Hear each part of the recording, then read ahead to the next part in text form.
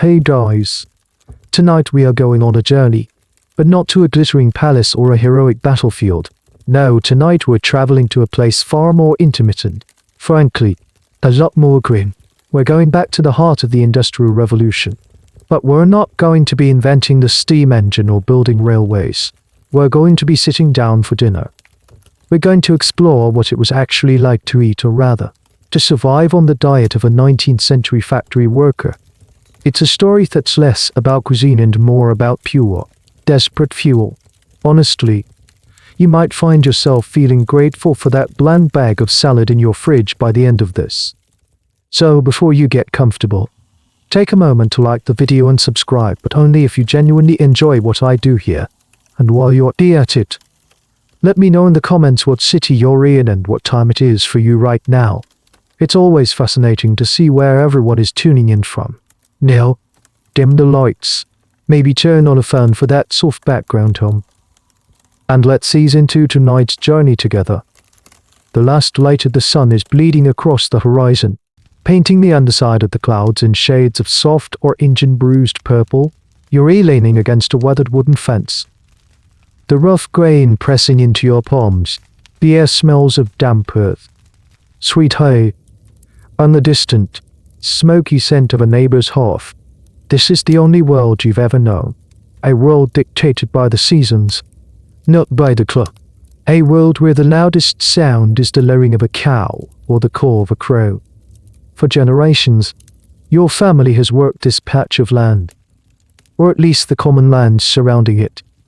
This is a key piece of the puzzle, this idea of the commons. It was land that didn't technically belong to you, but by ancient right, your family and others in the village could use it.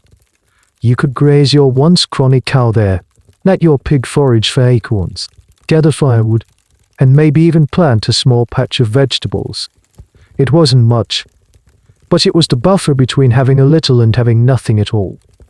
But that world is vanishing, splinter by splinter. You've seen it happen. The new fences, made of sharp hawthorn hedges or freshly cut timber, slicing up the open fields that have been open for centuries. They call it enclosure, a claim, mate, legal-sounding word for a process that feels anything but. Wealthy landowners, with documents signed far away in London, are claiming these common lands as their private property. They say it's for improvement on deficiency. They plan to raise vast flocks of sheep because wool sells for a high price in the new mills. Their efficiency means your family's cow has nowhere to graze. Their improvement means the end of your lifeline. Historians still argue fiercely about this. Was it a necessary step towards a modern agricultural system that could feed a booming population, or was it simply one of the largest, most legally sanctioned land grabs in history, systematically dispossessing millions to create a dependent, landless workforce for the new factory standing here, watching the shadows lengthen over fields you can no longer set foot on? The academic debate feels distant. What you feel is the ground shrinking beneath your feet. You recently stood at the autumn hiring fair, what some old-timers still call a mop fair, a rather strange name that comes from a custom of domestic servants carrying a mop to show they were looking for a position. You stood there all day, hoping a farmer would hire you for the year. But there were too many people, all with the same desperate look in their eyes. The farmers who were left were consolidating, needing fewer hands. You went home with empty pockets and a hollow feeling in your stomach. That's when the whispers of the city started to sound less like a threat and more like a promise. You've seen the pamphlets, maybe, or heard the stories from a cousin who left last year. Stories of cities like Manchester or Birmingham, places of wonder and noise, with towering brick buildings that belch smoke like man-made dragons. They talk of wages, real money, paid every week, not just a place to sleep and a share of a meager harvest. The idea of it is intoxicating, to have a coin in your pocket that is truly yours, to not be beholden to the whims of the seasons or a landowner's mood. The decision was made in the quiet, desperate hours of the night. You'll leave. There's nothing left for you here but the slow dwindling of hope. You've bundled your few belongings into a small cloth sack, a spare shirt, a wooden spoon your father carved for you, and a hard, dense loaf of bread your mother baked. Her face dyed with the sorrow she tried to hide. So here you are, at the edge of the village, taking one last look. The sun has finally slipped away. The familiar silhouettes of the cottages and the small church spire are fading into the deep blue of twilight. You turn your back on it all. You shift the sack on your shoulder and set your feet on the dirt path that leads to the main road. The road that leads to the city. You don't know it yet, but you are not just walking away from a village. You are walking out of one area and into another. And the first lesson of this new era will be about hunger. A kind of hunger you can't yet imagine. The journey is a blur of dusty roads and fleeting landscapes. Days of walking have worn the soles of your shoes thin and your spirit even thinner. But then, you notice a change. It begins not with a sight, but with a smell. A faint, acrid scent on the wind, like 1,000 blacksmith forges burning at once. It's a chemical smell that stings the back of your throat, completely alien to the clean, earthy scents of your past life. Soon after, a sound reaches you, a low, persistent hum, a vibration you feel in your teeth more than you hear with your ears. It's the sound of a giant, sleeping beast. And then you see it. On the horizon, where there should be hills or trees, there is a forest of a different kind. A forest of brick chimneys, hundreds of them, packed so tightly together they look like the jagged teeth of a saw. Each one breathes a steady plume of black or grey smoke, which merges into a single, permanent, suffocating cloud that hangs over the city like a dirty shroud, blotting out the blue of the sky. This is your destination. As you draw closer, the hum grows into a roar, a cacophony of 1,000 different noises. You step off the dirt track and onto hard, uneven cobblestone. The sheer density of it all is overwhelming. Buildings of doubt, soot-stained brick press in on you from all sides, so tall they steal the sunlight and cast the narrow streets into a perpetual gloom. The air, thick with smoke, is now also heavy with the stench of humanity. The sharp odor of raw sewage from the open gutters running down the center of the street. The cloying smell of unwashed bodies. The manure from the endless stream of horses pulling carts and carriages. And the people. You've never seen so many people in your life. They are a river, flowing relentlessly in both directions. And you are just a piece of driftwood caught in the current. They don't stroll, they hurry. Their faces are pale, almost grey, many smudged with grime. No one makes eye contact. Everyone is focused on their own desperate trajectory. You see children, impossibly small, darting through the crowds like sparrows, their faces old before their time. You have a name, a contact given to you by that cousin who left, a boarding house in a district you can barely pronounce. You clutch the scrap of paper in your hand like a holy relic, stopping to ask for directions from people who barely slow down to answer. Every corner you turn, the streets seem to get narrower, the buildings more decrepit, the smells more intense. Finally, you find it. A tall, narrow building, indistinguishable from its neighbors, leaning as if for support. The door opens into a dark, cramped hallway that smells of boiled cabbage and damp. A woman with a tired, suspicious face takes your last few shillings for a week's rent on a room. The room, when you see it, is a small, windowless space in a crowded attic, shared with 3 other men who are currently out, their presence marked only by the bundles of their meager possessions. There is a single, lumpy mattress on the floor that you will share. This is your new home. As you sit on the edge of the mattress, the sounds of the city are relentless.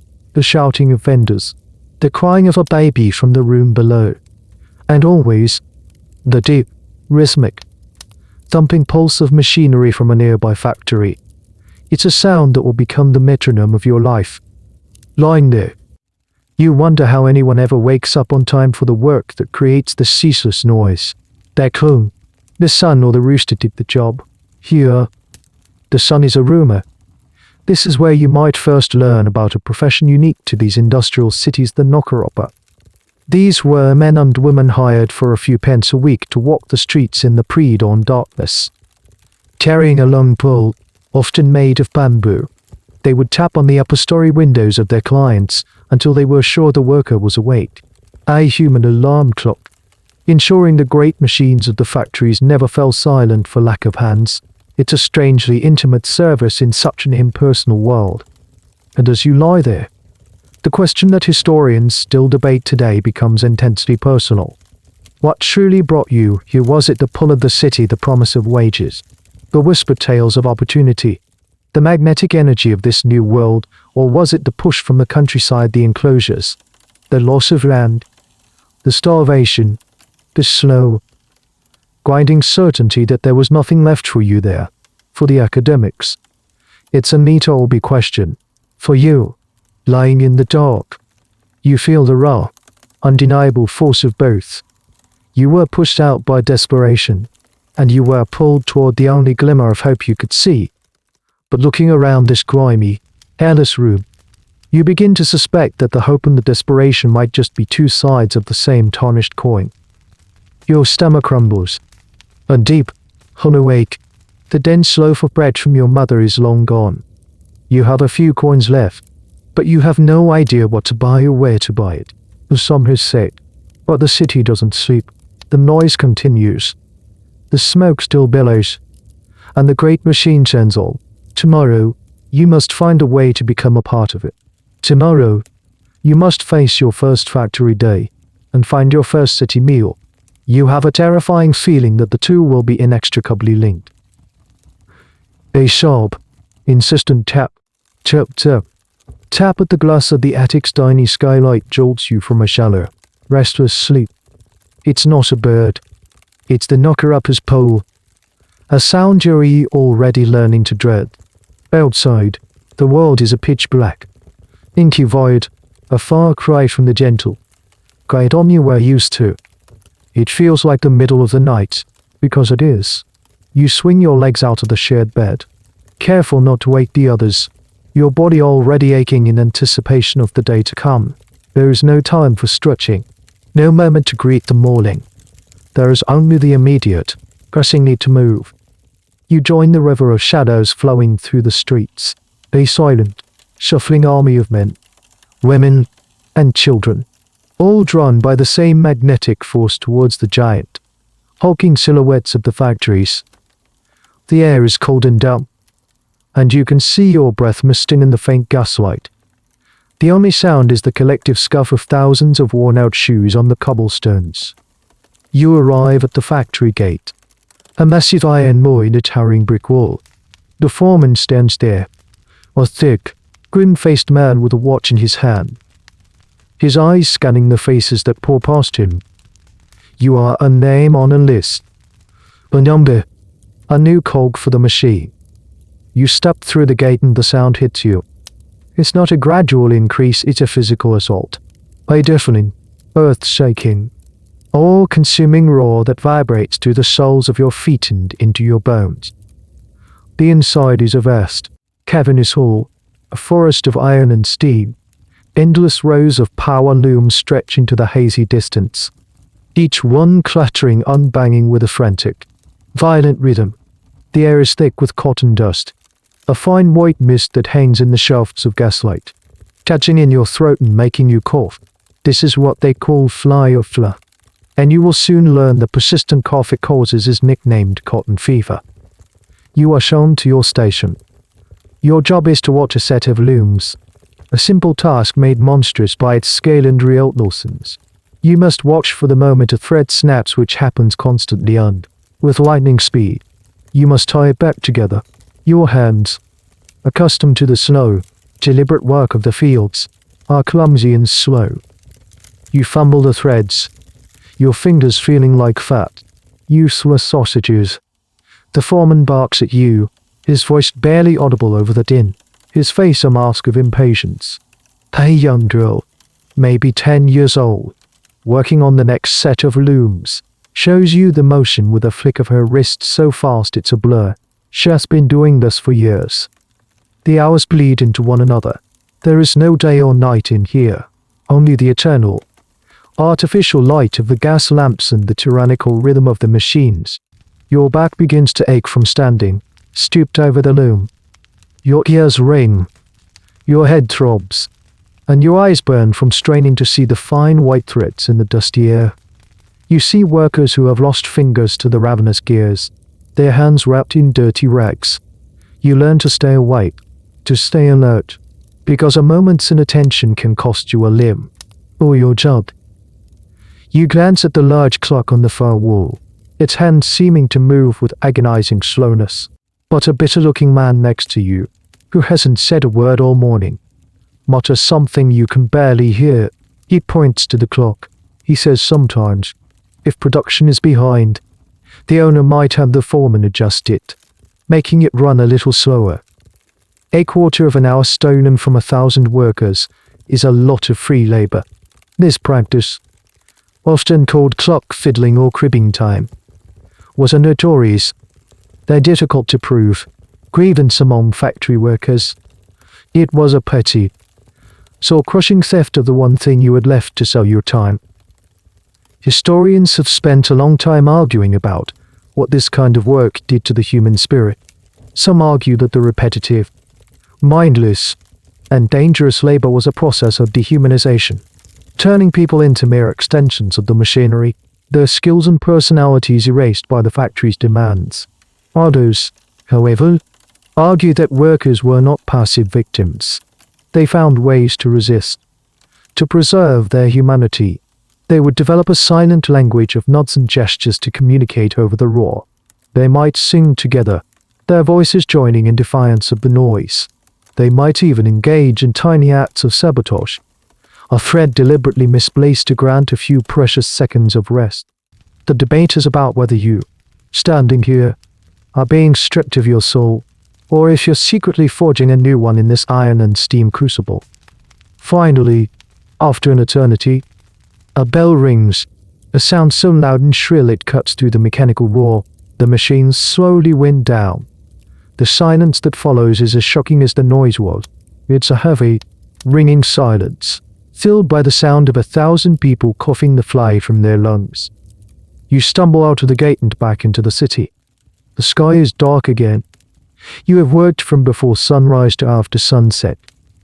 You've had a brief break for a sip of water and a piece of bread you brought. But now a deeper hunger gnaws at you. Your entire body is a symphony of pain. Your wage for this 14-hour day is a few small coins that feel heavy and insignificant in your palm. This is the price of your life. And now, you must use these coins to buy the fuel to do it all again tomorrow. Your first real city meal isn't a matter of choice or pleasure, it's a desperate calculation. What offers the most energy for the least cost? That is the only question that matters. Your feet feel like blocks of lead as you drag yourself away from the factory gates. The coins in your pocket are a small, hard lump of reality against your leg. They represent 14 hours of your life, given over to the relentless noise and dust. Now, they must be converted back into life, into the raw energy required to survive another 14 hours tomorrow. The thought of cooking a real meal is an impossible fantasy. Your shared attic room has no hearth, no stove, not even a place to safely light a fire. You, and thousands like you, are entirely dependent on the food you can buy ready to eat, or that requires minimal preparation. You follow the flow of other workers, a current of exhaustion pulling you towards the glow of gas lamps illuminating a small, open market square. This is where the city's working poor come to eat. The air is thick with a mixture of smells: frying oil, boiled meat of some description, and the ever-present stench of the gutter. It's a sensory assault, but your hunger is a sharper, more immediate reality. Your options are laid out before you. A bleak tableau of 19th century fast food. A woman stands over a large, bubbling vat, selling boiled mutton pies. Another has a cart loaded with eels, stewed in a thick, gelatinous liquor. A man sells pea soup faggots, a type of savory pork meatball, though the actual contents are a matter of speculation swimming in a thin gravy. Everything is cheap. Everything looks questionable. You don't have enough for a pie. And the eels look disturbingly alien. Your eyes land on the most basic, most fundamental option, a baker's stall. A man with flour-dusted arms is selling loaves of bread.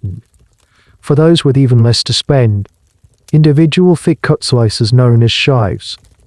Next to him is a stall selling a thin, watery vegetable broth, served hot in a chipped earthenware mug, bread and soup. It's a meal as old as time. But here in the city, it feels different. Less like rustic comfort, more like a calculated transaction of calories. You hand over a precious coin and receive your dinner, a hefty shive of dark-looking bread and a steaming mug of soup. You find a spot on a low stone wall, hunched over your meal like everyone else around you. There are no tables, no chairs, just assured public exhaustion. You take a bite of the bread. The texture is wrong. It's heavy, damp, and slightly gritty. Not like the honest, chewy bread your mother used to bake. It fills your stomach. A dense, doughy mess. But it offers little satisfaction. Then you sip the soup. It's hot, which is a blessing in the damp evening air. But it's incredibly thin. You can taste a hint of turnip and maybe onion. But it's mostly salty water, designed to give the illusion of flavor and warmth. This is your first encounter with the bedrock of the industrial worker's diet. Bread was the staff of life, the single most important source of calories. A working man might eat 2-3 pounds of it a day. Not as an accompaniment to a meal, but as the meal itself. And this is a point where historians like to lean in and remind us that not all bread is created equal. The wealthy ate fine, white, fluffy loaves made from sifted wheat flour as at a symbol.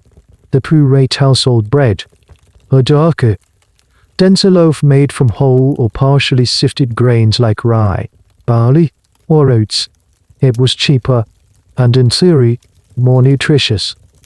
But it was also a clear marker of your place in the world. As you chew the gritty bread, you might be unknowingly consuming one of the period's most common and curious adulterants, to make flour heavier and whiter, or to stretch a poor batch of dough. Bakers were notorious for adding things. The most common was alum, a chemical salt that helped the bread retain water, making it heavier, and bleached the flour, making it look like the more expensive white bread. But the list goes on. Chalk, plaster of Paris, and even bone ash were sometimes mixed into the flour. So that gritins you're tasting it might not be bran. This wasn't necessarily done out of pure malice, but out of the same desperate economic pressure that drove you to the city. The baker, trying to squeeze a profit from customers with almost nothing to spend, cut corners where he could. This leads to a debate that still surfaces among food historians. Was the urban diet a step down from the rural one on the surface? Yes. You've traded a varied diet, supplemented by what you could grow or forage, for a monotonous, often adulterated one. But some scholars argue it's more complicated. The rural diet was subject to a feast and famine cycle. You might eat well after a harvest, but you could face near starvation in the winter or during the poor growing season. The urban diet, as grim as it was at least consistent. As long as you had a wage, however small, you could buy that loaf of bread and that cup of soup every single day. Was the bleak certainty of the city better than the precarious uncertainty of the countryside for you? Sitting on this cold stone wall, chewing your heavy, tasteless bread, it's a question without a clear answer. All you know is that you are full, but you are not nourished. The meal has silenced the ache in your stomach, providing just enough fuel to get you back to your shared mattress, to steal a few hours of sleep, and to face the knocker-uppers tap once more. The days settle into a brutal, monotonous rhythm, each one a carbon copy of the last. The knocker-uppers tap, the dark work, the roar of the factory, the exhaustion, the mega meal, the collapse into sleep. Your entire existence has been stripped down to these basic, punishing elements, and at the center of it all is bread. Bread is your breakfast, a thick slice choked down with a mug of wheat.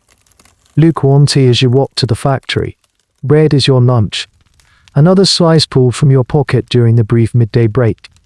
eaten while standing at your station, the cotton dust settling on it like a fine white powder. And bread is the foundation of your dinner. The one constant in a diet of cheap, variable scraps. You begin to think of your life in loaves. A week's hard labor buys you a certain number of them, and you ration them carefully, a grim accounting of survival. But you started to notice things. The bread you buy from the small, fly-by-night bakeries in your neighborhood is always heavy and often oddly damp. It has a peculiar, almost chemical aftertaste that you can't quite place. And sometimes, there's that distinct, unpleasant grittiness, a texture that has no place in something that is supposed to be made from flour. One evening, one of your roommates, an older man with a hollow cough and eyes that have seen too much, scoffs as you sit during your sight. He tells you you're repaying for bread, but you're eating plaster.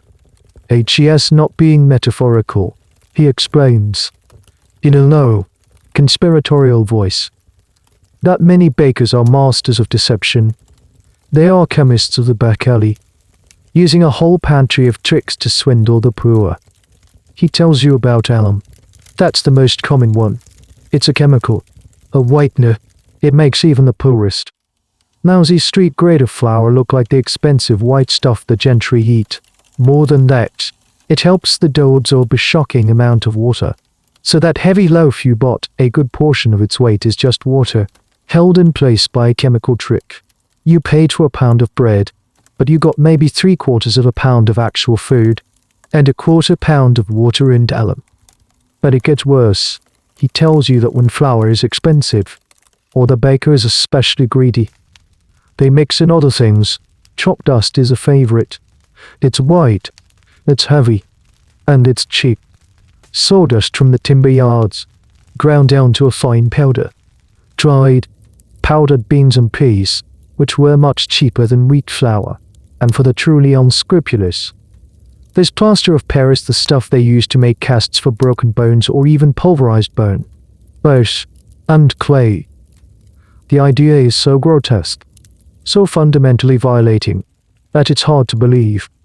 You are working yourself to the bone for a few coins, and with those coins, you are buying food that is not just lacking in nourishment, but is actively filled with inedible, and potentially harmful, substances. This wasn't a rare occurrence, it was a widespread epidemic. The adulteration of food was one of the great, unspoken scandals of the Victorian city. There were no regulations, no inspections, no one to hold these bakers accountable. It was a free market in the rawest sense of the term, and you are on the losing end of it. This brings up a fascinatedly grim little piece of trivia. How would someone at the time even test this without a home chemistry set? It was nearly impossible. However, there were crude, kitchen science methods whispered about. One involved taking a slice of the suspect bread and soaking it in a glass of water. You saw fine, white powder settled at the bottom after the bread dissolved. You might have chalk or plaster on your hands. Another, more dramatic test for alum involved putting a piece of bread into a hot fire shovel. Bread with alum was said to burn differently, leaving a glassy or ashy residue. Of course, you'd have to sacrifice a piece of your precious bread to find out if the rest of it was poison. The historical debate here is a subtle but important one. Was this adulteration a sign of a uniquely immoral age? A symptom of a society that had lost its ethical compass in the pursuit of profit, or was it an inevitable, almost logical, outcome of the economic system? Some historians argue the former, painting a picture of villainous, mustached whirling bakers knowingly poisoning their customers for a few extra pennies. Others take a more systemic view. They argue that the baker was often just one link in a long chain of fraud. The miller might have adulterated the flour before the baker even bought it. The baker, in turn, was squeezed by his customers' poverty and his own rising costs. In this view, the adulteration was less about individual evil and more about a rotten system where everyone, from top to bottom, was trying to survive by cheating the person below them. You look down at the half-eaten slice of bread in your hand. It no longer looks like food. It looks like a betrayal. Every bite is a gamble. Is this nourishing you? Or is it slowly poisoning you? Is it filling your stomach with bread? Or with chalk you are trapped? This is the only bread you can afford, so you take another bite. You chew slowly, trying to detect the telltale grit. You swallow, and you pray that it's enough to get you through the night. The hunger in your stomach is a fire, but the knowledge of what you're eating is a cold, hard stone inside it. As the weeks wear on, your budget tightens. The initial shock of city life gives way to a grim, calculated reality. Even the daily purchase of adulterated bread starts to feel like a strain. You need a cheaper way to fill your belly, especially in the mornings. You need something hot, something that can be made with nothing more than a shared kettle and a bowl. You, like countless others before you, discover the dubious comfort of gruel. The word itself feels grey and miserable. Gruel. It's the punchline to a joke about poverty, the defining feature of the workhouse menu in a Charles Dickens novel. But for you, it becomes a daily reality. Your breakfast is no longer a slice of bread eaten on the move. It is a bowl of watery, greyish porridge, consumed in the dim light of your attic room before the knocker-upper's first tap. The recipe is brutally simple.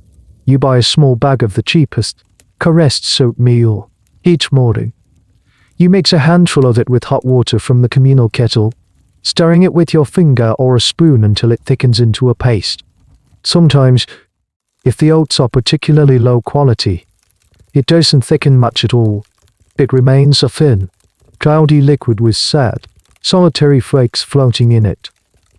The first spoonful is a lesson in subsistence. It has almost no flavor. It's just texture and temperature. It's warm, which is a small mercy on a cold morning.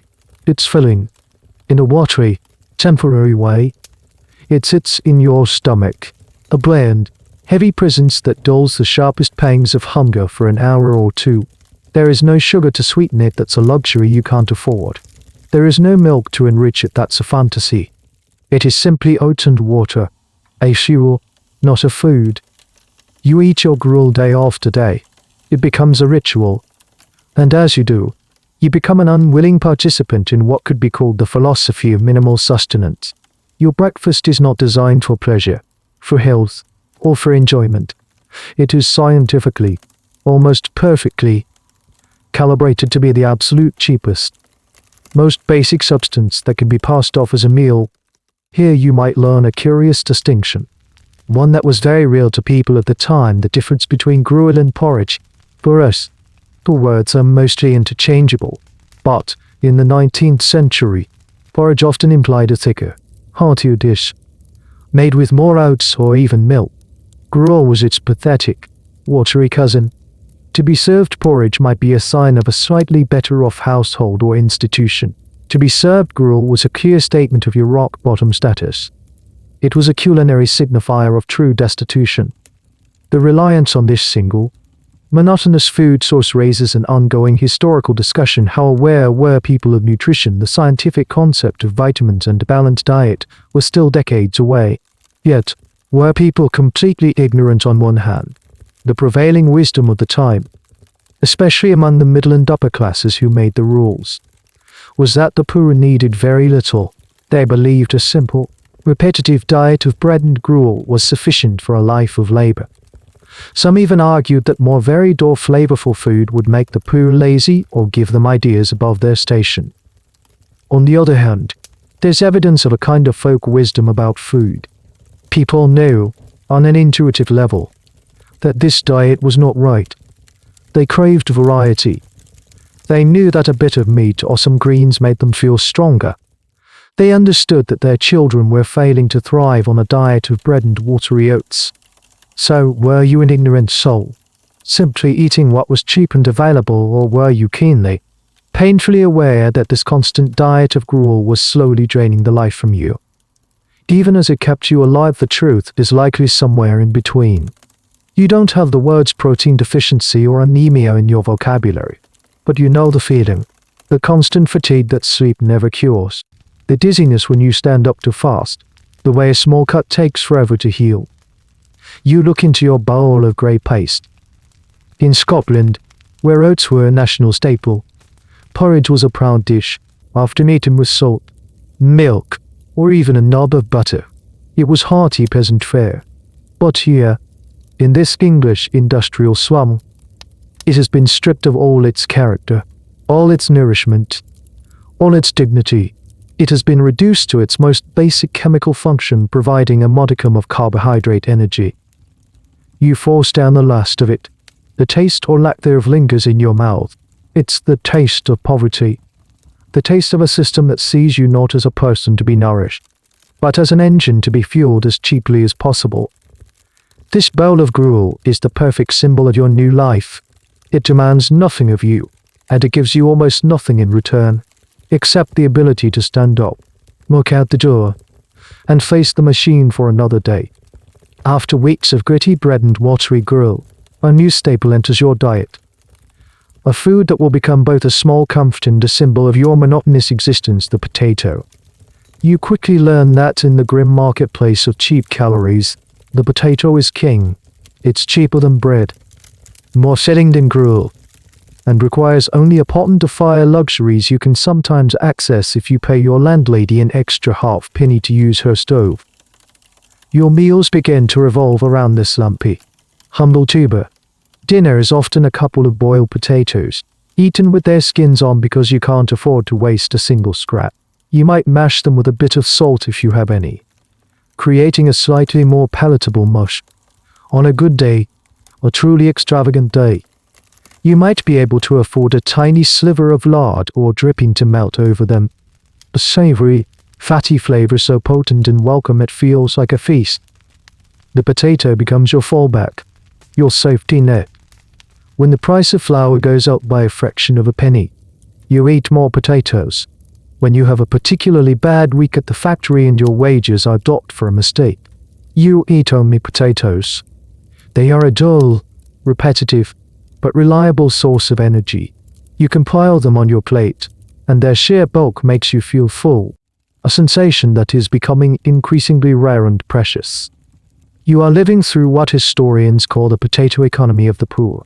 While the middle classes might view the potato as a mere side dish, a humble accompaniment to a roast, for you it is the main event.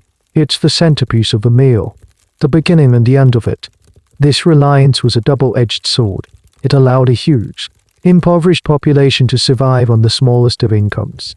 The potato can grow in poor soil, yields a high crop, and is densely packed with calories. In many ways, it was the perfect fuel for the industrial workforce. But this dependency created a terrifying vulnerability, a fact starkly illustrated by a piece of history that would have been a recent, terrifying memory for the people of your time, the Great Famine in Ireland. While you are in an English city, the news of what happened across the sea in the late 1840s would have been well known. You would have heard the stories of how an entire nation, utterly dependent on a single crop, was brought to its knees by a mysterious blight that turned the potatoes to black, rotting mush in the ground. You might even work alongside Irish immigrants who fled that very devastation, their haunted eyes a constant reminder of what happens when the one thing keeping you alive disappears. This historical shadow raises an interesting, if bleak, debate. Was the potato a blessing or a curse for the urban poor? The blessing argument is straightforward. It staved off mass starvation in the rapidly growing, unsanitary cities. It provided a cheap, easy-to-prepare food source that allowed millions of people like you to survive the brutal conditions of factory work. Without the potato, the Industrial Revolution might have collapsed under the weight of its own starving workforce. The curse argument is more subtle. It suggests that the very efficiency of the potato allowed factory owners and the government to keep wages at a bare minimum, because workers could, theoretically, survive on a diet of cheap potatoes. There was no pressure to pay them enough to afford a more varied and nutritious diet. The potato, in this view, became a tool of oppression, enabling the perpetuation of a system of cheap labor and malnutrition. It kept you alive, but it also kept you trapped. As you eat your daily portion of boiled potatoes, you might notice something odd about them, a little-known fact of the 19th century produce market. You might find that some of your potatoes have a strange, greenish tinge to their skin, Today, we know that this green color indicates the presence of solanine, a natural toxin that can cause nausea and illness if consumed in large quantities.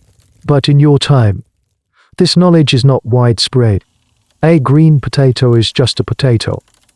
And since you eat the skins to maximize your food, you are regularly ingesting low levels of this toxin.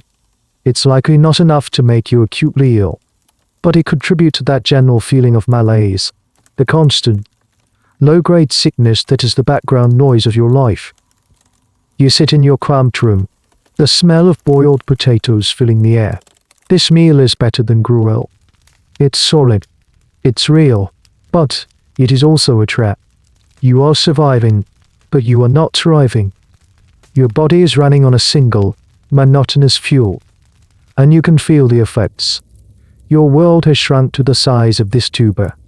It's a small, starchy, reliable world, but the thought of eating a potato tomorrow, and the day after, and the day after that, fills you with a quiet, soul-crushing despair.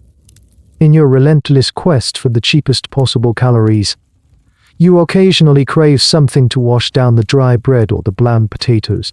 Water from the communal pump is an option, but it's often discolored and tastes of metal and rot. What you really want is something that feels more substantial, something that might even offer a bit of nourishment. You might think of milk. Back in the village, milk was a simple, wholesome thing. You knew the cow it came from. You saw it poured, warm and frothy, into a pail.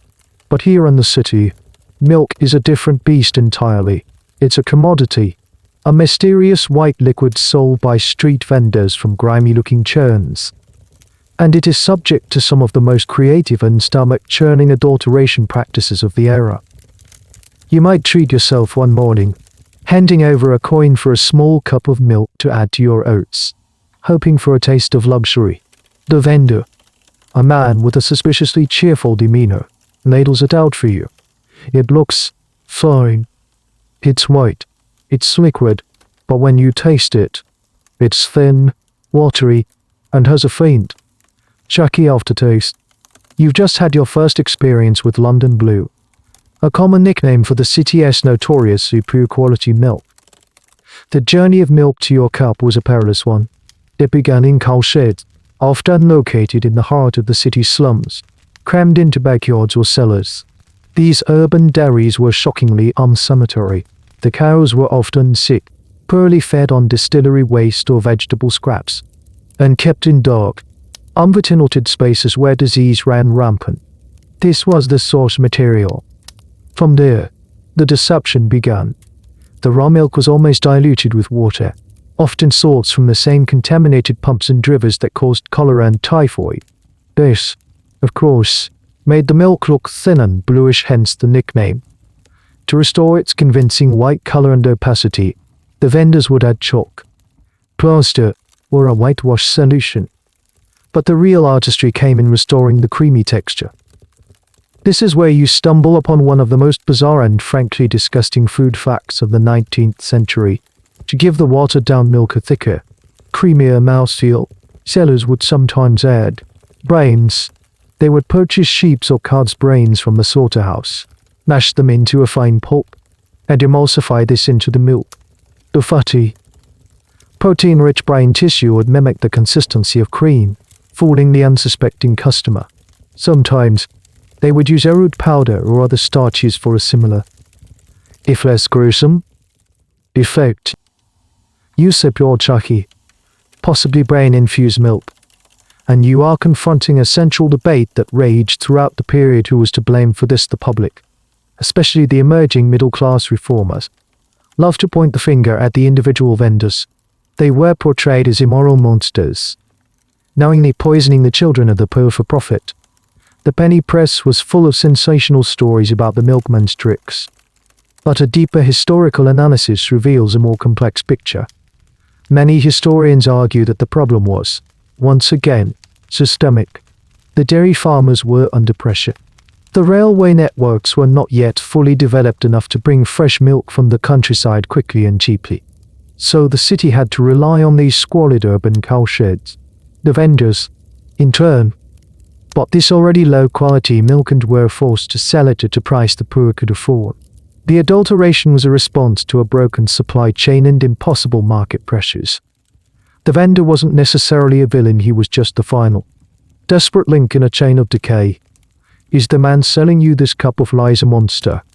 Or is he just as trapped in the system as you are? Your meager treat has become a source of anxiety.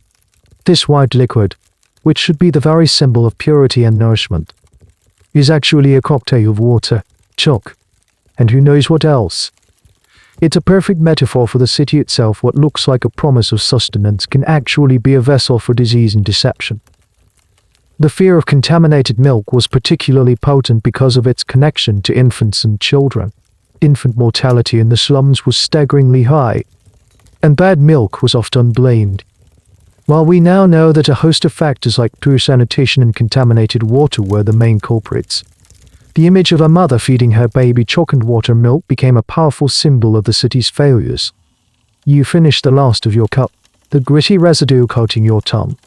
You paid for a moment of comfort, a small taste of a better life. Instead, you received a potent lesson in the realities of the urban food market. From now on, you lie the milkman's churn with suspicion. The simple, wholesome drink of your childhood is gone forever, replaced by this pale, urban imitation. You'll probably stick to water from now on, at least with water. You know you're only risking cholera, not paying for the privilege of being deceived. There are moments, rare and fleeting, when the crushing weight of your existence seizes just enough for you to crave something more than mere subsistence. Not a full meal, but a small comfort, a brief pause in the day's grind. In these moments, you might dream of a cup of tea. Tea is the great national drink, a beverage that cuts across all class lines. The lady in her parlor drinks it from a delicate china cup. The factory worker dreams of it in his slum. For you, the appeal is simple, it's hot, it's comforting, and the faint stimulating effect of the caffeine is a welcome jolt to your perpetually exhausted body. So one day, you decide to splurge. You spend a few of your hard-earned pennies on a small packet of what is sold to you as tea. The ritual itself feels like a luxury. You get the communal kettle boiling and find a mug. You open the small paper packet and tip the dark, dry leaves into the hot water. The familiar, earthy aroma fills the small space, a scent that promises a moment of civilized calm in your brutal world. You're not at steep, watching the water turn a deep, satisfying brown.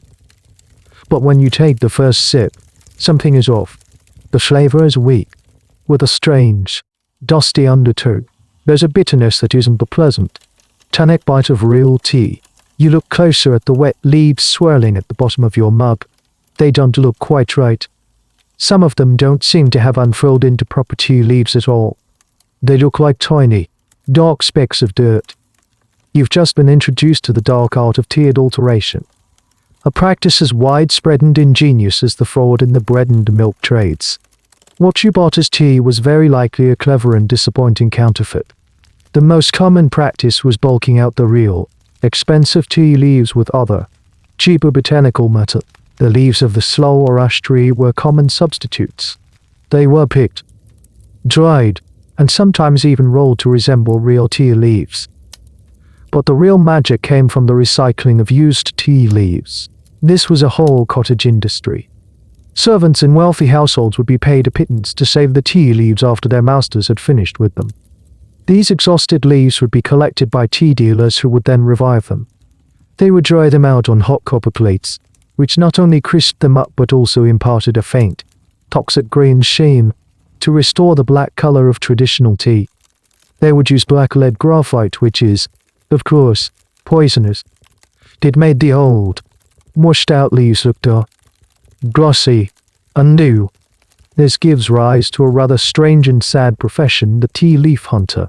These were impoverished individuals who would sift through the rubbish heaps and refuse piles outside hotels and grand houses, searching for discarded tea leaves that they could sell to the revivers. It was one of the lowest rungs on the ladder of urban survival. So, as you stare into your mug, you're faced with a depressing puzzle. What exactly are you drinking? Is it a weak brew of real tea? bulked out with harmless hedgerow leaves, or are you sipping on a concoction of twice-used leaves, colored with black leaden gathered from a garbage pile? There was no way to know for sure. This very issue sparked a significant historical debate, primarily driven by the first generation of food safety crusaders. The central question was, where does responsibility lie? The free market purists argued for the attempt to let the buyer beware. It was your responsibility, they claimed, to be a savvy consumer, to find a reputable dealer, and to not fall for cheap imitations. If you bought suspiciously cheap tea, you deserved what you got. The reformers, however, argued that this was an absurd expectation to place on the poor and uneducated. How could you, a factory worker with no time, resources, or scientific knowledge, possibly be expected to distinguish real tea from dried slow leaves coated in graphite? They argued that the government had a moral duty to protect its citizens from this kind of fraud and danger. This debate was the philosophical battlefield upon which the first food safety laws would eventually be fought and won. You take another sip of your disappointing tea. The warmth is still there, but the comfort is gone, replaced by a sense of weary cynicism. Even the simplest of pleasures, a hot drink, is fraught with deception. The city seems to have 1,000 ways to cheat you. It takes your labor, your health, and in return, it gives you gritty bread, chalky milk, and now, a mug of floor sweepings under recycled leaf. You might even be drinking something that contains no tea at all. A popular ingredient for counterfeit tea was something called kateku, a substance derived from an Asian acacia tree. It was rich in tannin and would produce a dap, a stringent liquid that could vaguely pass for tea, especially when mixed with other dubious ingredients. It was cheap, and it was effective at fooling the palate of someone desperate for the taste of the real thing. You finished the drink, not out of enjoyment, but out of a stubborn refusal to waste the money you spent on it. The dream of a quiet, civilized moment has evaporated. You are left with just a gritty residue in your cup and the bitter taste of another small betrayal in your mouth. Every now and then, a deep, primal craving for sweetness will strike. It's a biological imperative, a desire for the quick, explosive energy that sugar provides. In your old life, this craving might have been satisfied by a bit of honeycomb, a wild berry, or a piece of ripe fruit in season. But here in the industrial city, sweetness is a commodity, and just like every other commodity, it is subject to the grim calculus of profit and deception. You decide to indulge. You go to a small grocer's shop, or cramped and dusty establishment, and ask for a small scoop of sugar. It's a luxury, you know, something to be used sparingly, perhaps to make your morning gruel slightly less soul-crushing or to sweeten a rare cup of legitimate-looking tea. The shopkeeper digs a scoop into a large barrel and pours a small pile of brownish, coarse sugar onto a piece of paper, which he twists into a cone. Back in your room, you untwist the paper and dip your finger in for a taste. The sweetness is there, a welcome shock to your system, but there's something else, too. A familiar, faint grittiness. A texture that doesn't dissolve on your tongue. It's not as pronounced as the chalk in the bread, but it's there. Your sugar, you soon learn, has been extended. Sugar, especially the brown, unrefined sort that you can afford, was sold by weight, and just like with flour, there was a powerful financial incentive for the grocer to make it heavier. The method was simple and effective. The most common adulterant was sand, not the coarse, obvious sand from a beach, but fine, pale sand, often called stone dust or quarry dust, which would be mixed into the barrels of sugar. It looked similar enough to the raw sugar crystals, and it added significant weight. Another popular extender was rice flour, which was cheaper than sugar and would blend in visually. Sawdust, particularly from lighter-colored woods, was also used. You are literally paying for industrial waste to be mixed in with your occasional treat. This practice was so common that it became something of a grim joke. People would talk about buying sandy sugar as if it were a distinct and unavoidable product category. This brings us to a strange and little-known aspect of the 19th century sweet tooth, the fear of insects. The raw, unprocessed sugar that you would have bought was shipped from plantations in the West Indies in massive wooden barrels. These barrels would often sit on docks and in warehouses for months. And they were a paradise for insects. A particularly common inhabitant was a tiny creature, the type of mite called egg or a sectary.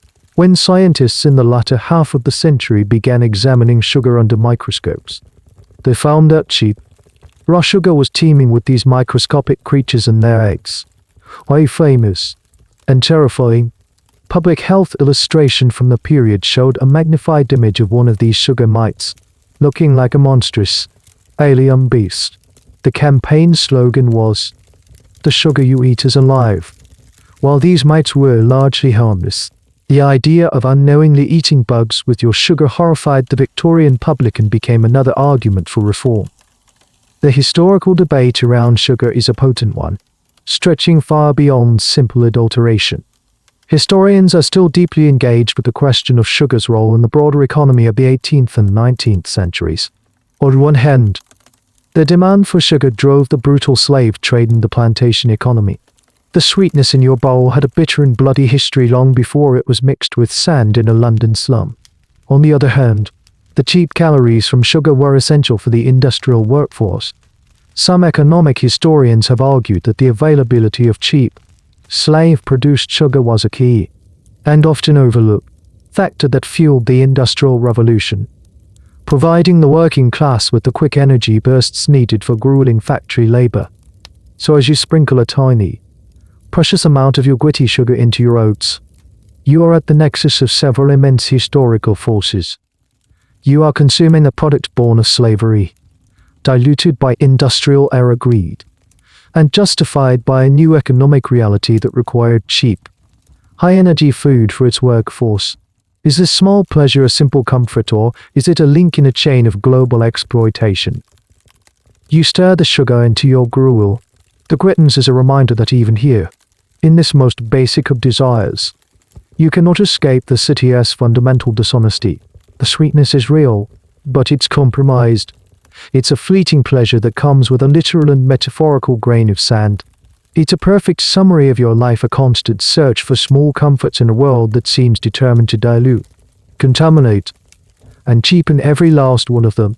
You eat the sweetened gruel, and for a moment, the energy feels good. But the knowledge of what you're eating leaves a familiar, bitter aftertaste.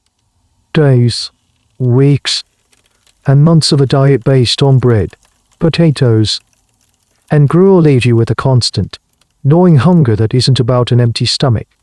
It's a deeper craving, a physical yearning from your muscles and bones for something more substantial.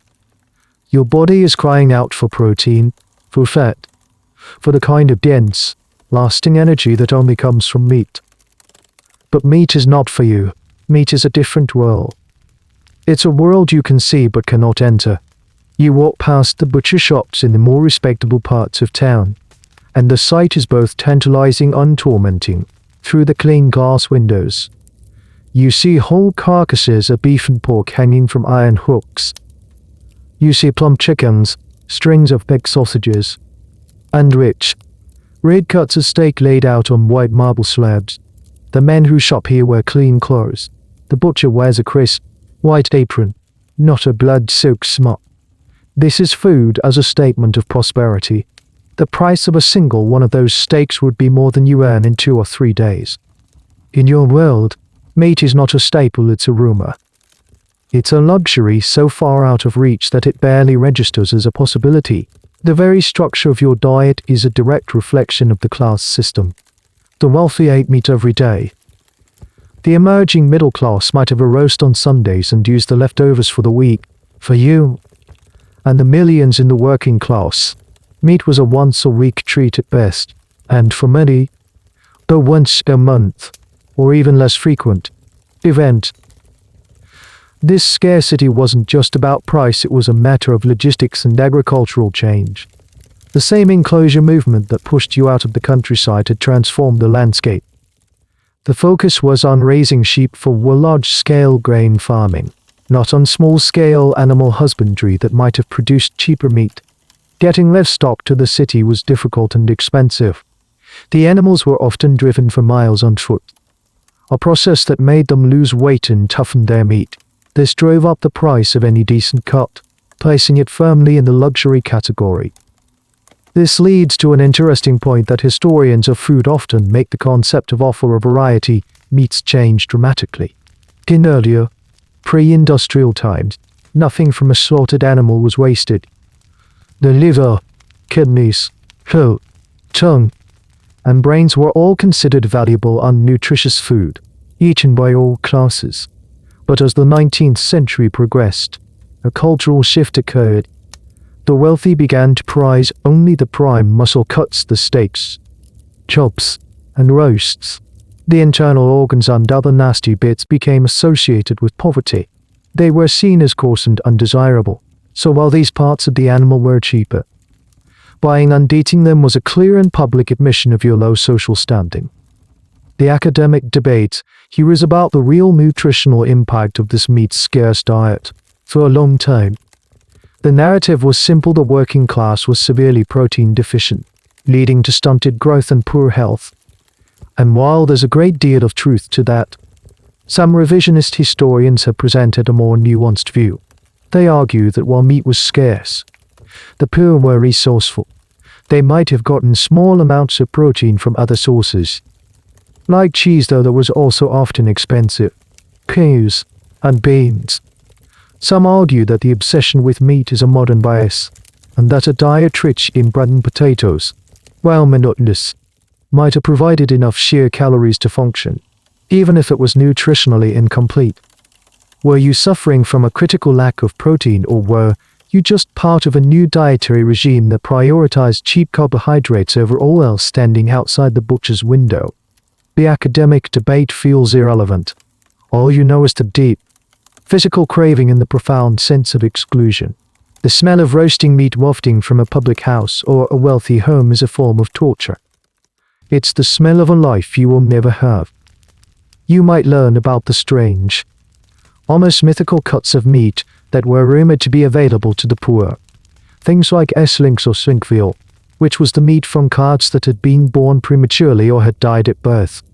Or Biroxi, the meat from a sheep that had died of disease rather than being properly slaughtered. These were illegal and dangerous, but they were whispered about as a source of cheap meat for the truly desperate. You turn away from the butcher's window, the vision of plenty fading as you walk back towards the narrow, grimy streets of your own neighborhood. You know that if you are to taste meat, it will not be from a shop like this. It will be a different kind of meat, from a different kind of market. It will be a gamble, a risk, and a world away from the clean, red, and impossibly expensive cuts you've just been looking at. Your desire for meat will not lead you to a feast, but to the shadowy fringes of the city's food supply, where the desperate and the unscrupulous meet. The week has been grueling, but you've managed to put aside a single, precious penny, not through any stroke of luck, but by eating even less than usual, by walking when you might have paid for a ride, by denying yourself every conceivable comfort. This penny is for Sunday. Sunday is the one day you do not work, a small island of respite in a sea of labor, and on this Sunday, you are determined to join the ranks of those who eat meat. Your destination is not the clean, bright butcher shop of your fantasies. Instead, you navigate the labyrinthine alleys to a street market teeming with the poor. Here, there are no pristine marble slabs.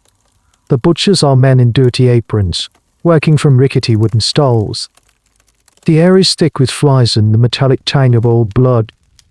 This is where the city's unwanted meat ends up. The scraps and remnants from the tables of the rich. You are not here to buy a steak or a chop. You are here for what was known as piece meat or, more colloquially, duck ornament. At the end of a busy week, the butchers in the wealthy districts would trim their large cuts of beef and lamb for their best customers. The small, irregular pieces of meat and fat, the tough, sinewy ends of a roast, the scrapings from the chopping block, all of this would be gathered up and sold for next to nothing to the piece butchers who catered to the poor.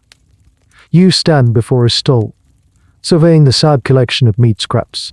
They are piled high on a wooden board, a motley assortment of colors and textures. Some pieces are dark and dry, others pale and fatty. It's impossible to tell what part of the animal they came from. The butcher, seeing your hungry eyes, gestures to the pile with his knife. "A penny a lot," he barks. You hand over your coin, and he uses the tip of his knife to scoop a small, greasy pile of the scraps onto a piece of newspaper. You cradle your purchase carefully. This is your Sunday feast, back in your lodging. You might be able to pay the landlady a fraction of a penny to use a communal pot over the fire. You will boil these scraps for a long time, hoping to render the tough, stringy bits into something chewable. As the pot bubbles, a greasy, meaty smell fills the air. It's not the clean scent of a roasting joint, but it's savory and powerful. You will add a potato or two, maybe an onion if you were lucky enough to find one. The result will be a thin, greasy stew when you finally get to eat it. The experience is a revelation. The tiny morsels of meat are chewy, some impossibly so, and shot through with gristle. But they are undeniably meat. The rich, savory flavor of the fat coats your tongue. Thin as it is, carries the deep, satisfying taste that you've been craving for months. This meal, as meager as it is a significant cultural event. The Sunday dinner was a cornerstone of British working-class life, a tradition that persisted for generations. It was a moment of pride, a symbol that even in the face of grinding poverty, your family was respectable enough to have a joint on a Sunday. Of course, your joint is a handful of boiled scraps, but the principle is the same. It's an act of defiance, a way of claiming a small piece of a life that is normally denied to you. This is a good place to touch on a rather curious historical fact about meat consumption. While the poor ate very little meat, the one type they often consumed in larger quantities than the rich was bacon. Cured and salted pork was cheaper. It kept for a long time without spoiling, and its strong, salty flavor meant that a very small amount could be used to flavor a large pot of soup or vegetables. A tiny piece of bacon could transform a bland meal, making it a vital ingredient in the larder of the poor. The historical debate around this kind of meal centers on its social, rather than nutritional, significance. Was this Sunday dinner a meaningful act of cultural preservation and family bonding? A way for the working class to maintain their dignity and traditions in the face of the dehumanizing factory system, or was it, as some more cynical historians might argue, a pathetic imitation of middle-class values, a way of aspiring to a social standing that was unattainable? Did this little pot of stew represent your resilience, or your delusion? You savor every spoonful of your stew. The warmth spreads through your chest, and for the first time in a long time, you feel truly full, truly satisfied. The few tough pieces of meat are gone all too quickly, but the memory of the taste will linger. This meal has to sustain you, physically and spiritually, for the entire week to come. It's the fuel for another 6 days of 14-hour shifts. It's the psychological buffer against a diet of gruel and potatoes. This greasy, watery stew is the highlight of your week, a fleeting moment of flavor and abundance in a life defined by its absence. As you scrape the last drop from the bowl, you are already thinking about next Sunday, and the penny you will have to save to do it all over again. Your mega Sunday feast, as satisfying as it was, has opened a door to a more dangerous world. You've had a taste of meat, and the craving for it has only grown stronger. But the penny for a few scraps is hard to come by. Soon, you hear whispers and rumors of another, cheaper source of meat. It's not sold in the regular markets, not even in the piece meat stalls. It's sold in the darkest, most hidden away alleys and back streets, in places known to the desperate as carrion markets. Curiosity and hunger are a powerful combination. One evening, you follow a fellow worker who promises he knows a place. He leads you into a labyrinth of unlit, foul-smelling passages, far from the main thoroughfares. The place he takes you to is not a store, But a seller, a man with a lantern, stands at the top of a set of steep, stone steps. You descend into the damp, cold, and overwhelmingly smelly basement. Hanging from hooks in the low ceiling are animal carcasses. But these are not the healthy, robust animals from the proper butcher shops. These are scrawny, emaciated creatures. Their flesh has a strange, dark, sometimes greenish or purplish hue. This is a slink market, a place that deals in the meat of diseased, dying, or stillborn animals. The term carrion, which technically means the decaying flesh of a dead animal, was used more broadly to describe any meat that hadn't been properly unhealthily butchered. This included animals that had died from illnesses like tuberculosis, anthrax, or pleuropneumia. Farmers, rather than losing all the money from a dead animal, would sell the carcass for a few shillings to a clandestine network of butchers who would smuggle it into the city. Here, in this cellar, it was being sold for a fraction of the price of the cheapest healthy meat. The man in the cellar tells you it's perfectly good meat. Just a bit unlucky, he cuts off a piece for you, wrapping it in a rag. It's shockingly cheap. You can buy a substantial chunk for the same price as that small handful of scraps you bought last Sunday. The temptation is immense. Your stomach is empty, and your body aches for protein. This is the point where you stand face to face with one of the greatest public health crises of the 19th century. The sale of diseased meat was rampant. There were few, if any, official inspectors, and the ones that did exist were easily bribed or overwhelmed. The link between consuming meat from a sick animal and contracting a disease yourself was not fully understood by the general public, but the fear was there. People knew it was a risk. They knew it was called bad meat for a reason. This leads to a rather grim but interesting bit of trivia: the terminology of the trade. Butchers who dealt in this kind of meat were sometimes called slinkers or clandestine butchers.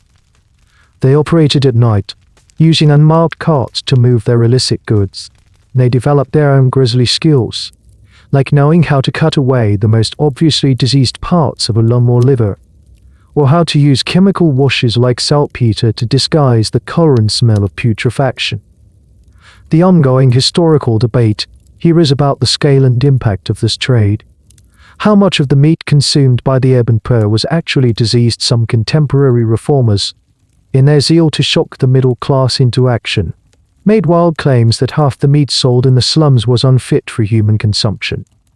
More recent, sober analysis suggests this was an exaggeration. However, even conservative estimates admit that the trade was substantial and posed a constant, serious threat to public health. Did this trade cause widespread, traceable epidemics, or did it contribute to a lower level, chronic state of sickness, diarrhea, and food poisoning that was simply accepted as a part of life in the slums? Historians are still sifting through coroner's reports and hospital records to try and answer that question. You stand there in the foul-smelling cellar, the cheap, dark meat in your hand. This is the ultimate gamble. On one hand, this piece of meat could provide you and your roommates with a hearty, filling stew, a real feast that would see you through several days.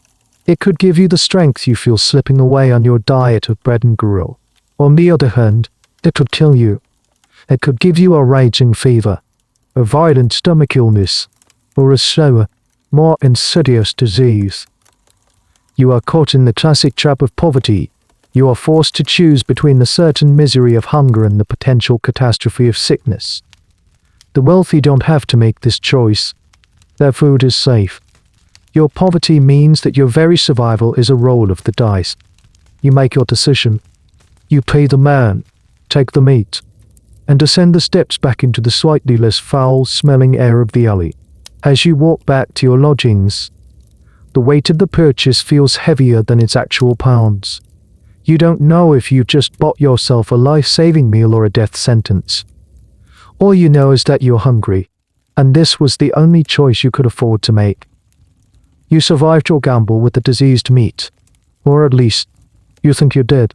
The stew you made was rich and filling, and no one felt violent to you. though you can't shake the low-grade unease and stomach cramps that are your constant companions anyway. But the experience has made you wary. The risk feels too great. You need a less terrifying way to get a taste of meat. Your attention now turns to the ubiquitous street vendors selling hot, savory pastries, meat pies. The meat pie is an icon of city street food. It's hot, it's portable, and it's cheap. On a cold day, the idea of a warm, flaky crust filled with savory, meaty gravy is almost irresistible. You see them everywhere, sold from carts with small charcoal braziers to keep them warm, or from trays carried by vendors who wander through the crowded streets, shouting their wares. They are the 19th century equivalent of a slice of pizza or a hot dog, quick, cheap, and satisfying. One evening, after your shift, the smell from a Piedmontese cart is too much to resist. You hand over your coin and receive a small, round pie, hot enough to warm your hands. The crust is a bit greasy, but it's crisp. You take a bite. The pastry gives way to a gush of hot, thick gravy and a filling of finely minced meat. It tastes wonderful. It tastes of herbs, pepper, and an intense, almost unidentifiable meatiness. It's delicious. It's almost too delicious for the price. As you savor your pie, a cynical thought, born of your experiences with bread and milk, creeps into your mind. What, exactly, is in this pie? The meat is minced so finely, suspended in a thick, dark gravy, that it's impossible to identify by sight or texture. You are putting your absolute faith in the Piedmont, and in a city where every foodstuff is an opportunity for fraud, that feels like a foolish thing to do. You would not have been alone in your suspicions. The contents of cheap meat pies and sausages were a subject of intense and morbid public fascination and a staple of urban folklore and black humor. The most famous example, which would later be immortalized in the tale of Sweeney Todd, was the joke that London's pie men were the best solution to the city's stray cat and dog problem.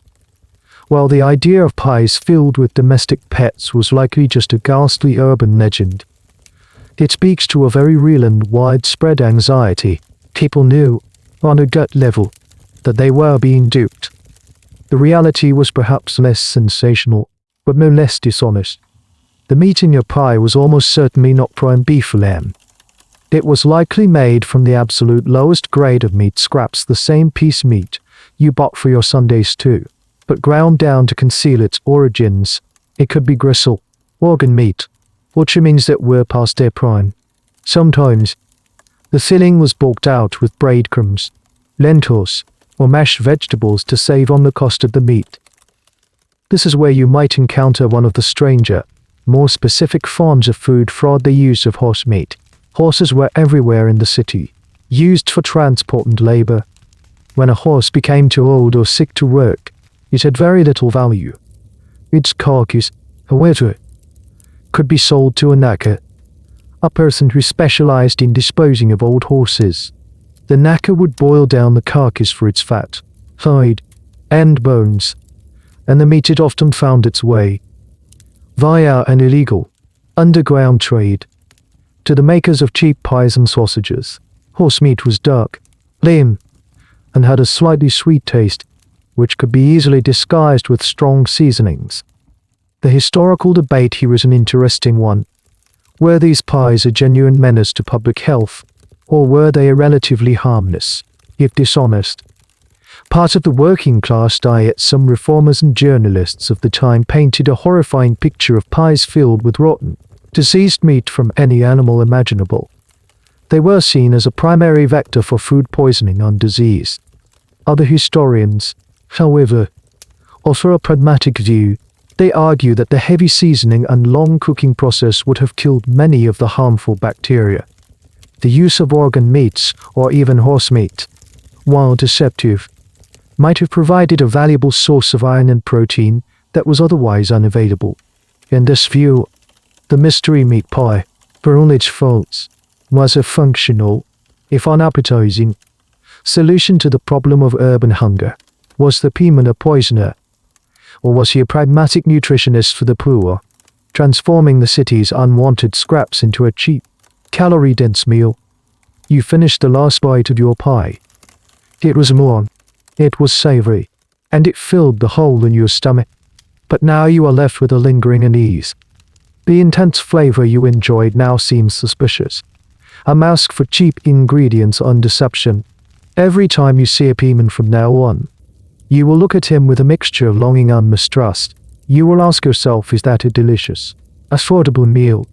Or is it a pastry case full of secrets and lies? The answer, like the contents of the pie itself, is impossible to know for sure. Water remains a constant source of fear. The pump in the courtyard is unreliable, often delivering a brownish, foul-smelling liquid that you know is dangerous. Cholera is a word whispered with real terror. You mean to drink, but every sip feels like a risk. In this environment, you, like many of your fellow workers, turn to a different source of hydration: the public house. You turn to beer. This isn't about leisurely evenings spent with friends. This is a calculated decision about survival. The tavern, your tub, on your street corner becomes an essential resource. The beer they sell is cheap, and it comes with a perceived advantage: the brewing process, with its boiling of the water, was thought to kill the miasmas and impurities that made the local water so deadly. Drinking beer felt safer than drinking water. So you find yourself spending a penny or two not on food, but on a pint of beer to wash down your dry bread. You enter the pub. It's a loud, crowded space, hazy with tobacco smoke and smelling of spilled ale and unwashed bodies. You push your way to the bar and ask for a pint of porter, the dark, heavy, and cheap beer of the working class. The liquid that fills your tankard is thick, dark, and opaque, with a thin, brownish head of foam. You take a long drink. It doesn't taste like the clean, crisp ales you might have had once or twice at a village festival. It's heavy, with a slightly sweet, slightly bitter, and vaguely medicinal taste. But it's wet, it's filling, and it dulls the edges of your exhaustion and hunger. You are participating in a fundamental aspect of 19th century working class life. Beer was just a drink, it was liquid bread. It was a significant source of calories. A pint of heavy porter could contain a substantial portion of the energy you needed to get through the afternoon. For many laborers, a midday meal consisted of nothing more than a piece of bread, a hunk of cheese if they were lucky, and a pint of beer. It was a quick, cheap, and energy-dense package. But, like every other foodstuff in your world, the beer in your glass was likely not what it seemed. The pressure on publicans to make a profit was immense, leading to the widespread adulteration of beer. Your dark, heavy porter was a prime candidate for deception. This is where you might learn some of the strange and dangerous chemistry of the dishonest brewer. To save money on expensive malted hops, brewers had a whole arsenal of tricks to give the beer its bitter flavor. Some would use dubbing tools, a tropical wood chip that was intensely bitter, or even strychnine, a potent poison, in very small quantities. To give it a kick and to make it seem stronger than it was, they might add grains of paradise, a West African spice-related ginger, or even tobacco to induce a sense of dizziness and intoxication. And what about that thick, satisfying color and head of foam? The dark color could be enhanced with licorice or burnt sugar, and the foamy head, a sign of a good pint, was often faked by adding ferrous sulfate, more commonly known as copperas or green vitriol, and alum. This chemical concoction would create a stable, long-lasting head on even the weakest, thinnest beer. So that pint you're drinking it might be a chemical cocktail designed to imitate the qualities of real, well-brewed beer.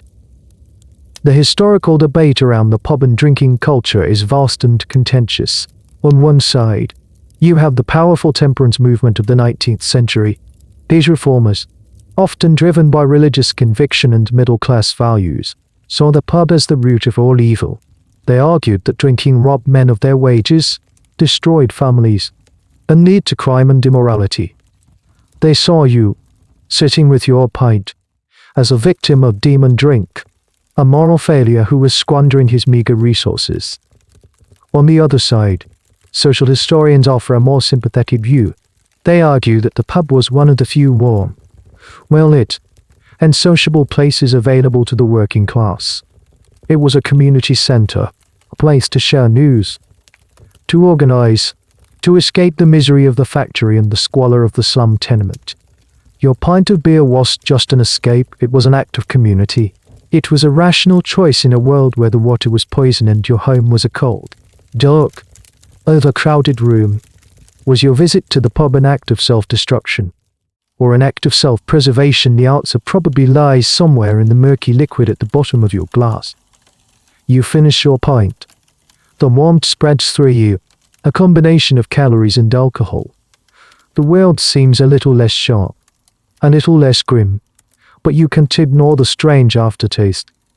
The feeling that what you drank was not entirely natural.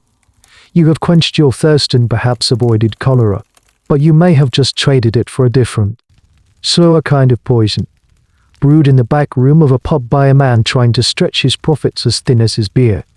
You step out of the noise of the pub and back into the street, your head slightly fuzzy, your thirst gone, but your unease as present as ever.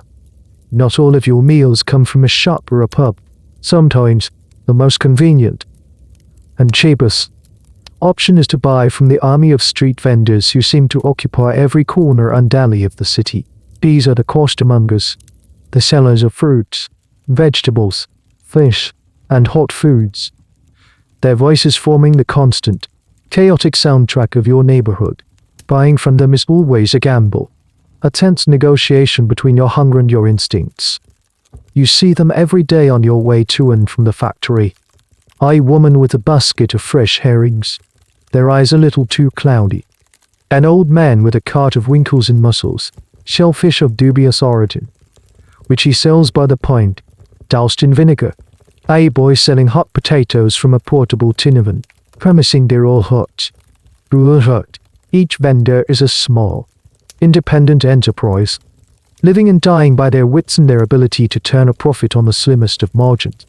One evening, you're feeling particularly hungry and broke. You don't have enough for a pie or a pint. Your eyes land on a vendor selling something incredibly cheap, a baked sheep's trotter. It's a grisly-looking thing, the cleaned and boiled foot of a sheep, but it's hot. And the smell is savory. It costs almost nothing. You decide to risk it. The vendor pulls one from a steaming tray, wraps it in paper, and hands it to you. You stand in the street and gnaw on it. The meat is gelatinous, clinging to the tiny bones, and the skin is soft from boiling. It's not a lot of food, but it's something. It's a taste of meat. However humble, as you eat, you watch the vendor. His hands are dirty. The cart he works from is grimy. The water he uses to keep the trotter steaming is a murky grey. You are, once again, placing your health in the hands of a complete stranger, trusting in the economics of his survival. This world of street food was a vital part of the urban ecosystem. For the millions like you who lived in single rooms with no cooking facilities, these vendors were the only source of a hot meal. They provided a crucial service, but they also operated in a completely unregulated environment. There were no health codes, no inspections. Their kitchens were the dirty streets of London. This leads to some bizarre and fascinating street foods that have long since vanished. One of the most famous was the hot eel cellar.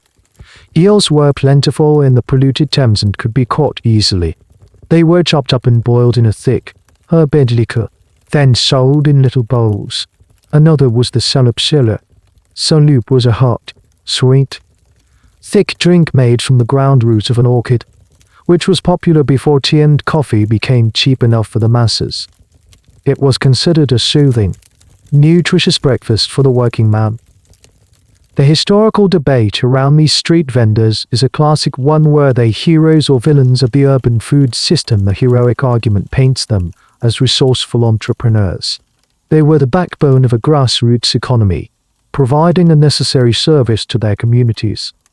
They took the city's cheapest ingredients, the eels from the river, the offcuts from the slaughterhouse, and transformed them into hot, affordable food for the hungry. They were an essential part of how the city fed itself. The villainous argument. often put forward by middle-class reformers, saw them as a public menace. They were itinerant, indefinite, and unscrupulous. Their food was seen as a primary source of disease, their loud cries a public nuisance, and their very presence a sign of urban chaos and decay. The reformers wanted a clean, orderly city, and the messy, unpredictable world of street food was a direct affront to that vision. They wanted you to buy your food from a proper shop, not from a man with a dirty cart in an alley. You finish your sheep's trotter, tossing the bones into the gutter to join the rest of the refuse. The meal was meager, the experience unsettling, but you are no longer hungry. You look at the vendor, who is now selling a trotter to a small, shivering child. Is he a poisoner, knowingly selling questionable food, or is he a survivor, just like you, doing what he needs to do to make it to the next day? HES probably both. HES selling the cheapest food he can source to people who have no other choice. And HES probably cutting every corner he can to make a tiny profit. His survival depends on not killing his customers, at least not immediately. Your survival depends on gambling that his food won't kill you. It's a grim, symbiotic relationship, played out a million times a day on the streets of the city. Every purchase is an act of faith, a bet that the food you're about to eat will give you life, and not take it away. You walk away, the gelatinous taste of the trotter still in your mouth, feeling neither sick nor satisfied. Just lucky, for now. You've learned to be suspicious of your food, the bread, the milk, the meat, the beer. You've become a reluctant connoisseur of adulteration and deceit. But there is one ingredient you cannot avoid, one that is fundamental to every aspect of your life, from the gruel you eat to the water you drink and the air you breathe. It's the water itself, and it is, perhaps, the most dangerous thing you will consume all day. Your lodging house has no running water. No one's does. In this part of the city, your water source is a single, communal hand pump in the center of a shared courtyard. Every morning, you wait in line with a bucket, joining the other tenants in the daily ritual of fetching water for drinking, cooking, and the pathetic attempt at washing that passes for hygiene. The pump itself is a grimy, iron contraption, its handle worn smooth by 1,000 hands. When it's your turn, you work the handle, and with a series of groans and squeaks, water gushes out into your bucket. You look at it. It is rarely, if ever, clear. It often has a yellowish or brownish tint, and sometimes, small, unidentifiable specks float in it. It smells, a faint, foul odor of rotten waste. But it is all you have. This is the water you will use to make your tea, to boil your potatoes, to water down your oats into gruel. This is the water you will drink to try and quench the thirst that the factory floor puts into you. You are drinking from a system that is almost perfectly designed to spread disease. The well that feeds your pump is a shallow one, sunk just a few feet into the contaminated London soil. A few yards away from that well is the courtyard's privy, which is little more than a deep hole in the ground, a cesspit. There are no sealed sewer pipes.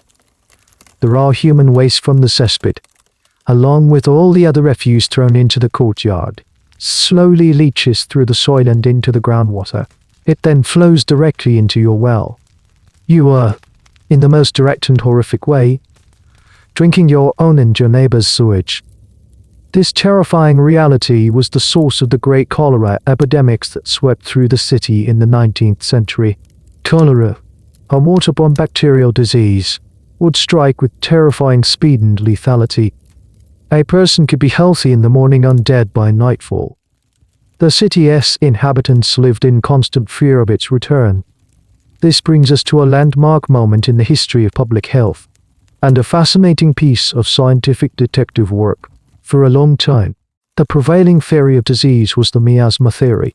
Doctors and officials believed that diseases like cholera were spread by bad air, a foul-smelling vapor or mist that rose from filth and decay. It seemed logical. The slums smelled terrible, and the slums were where disease was most rampant. But a physician named John Snow had a different, revolutionary idea. During the devastating cholera outbreak of 1854 in the Soho district of London, Snow began to meticulously map the cases. He marked every death on a street map and talked to the victims' families. He noticed a terrifying pattern. The deaths were clustered overwhelmingly around one particular public water pump on Broad Street. He investigated further and found stories that confirmed his suspicion.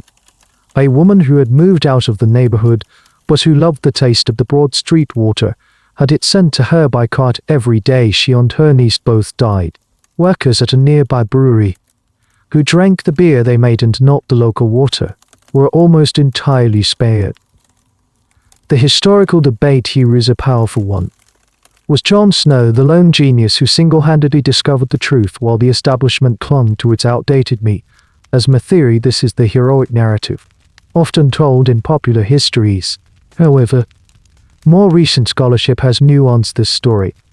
Historians now argue that the tide was already beginning to turn against the miasma theory. Other doctors and scientists were gathering similar evidence.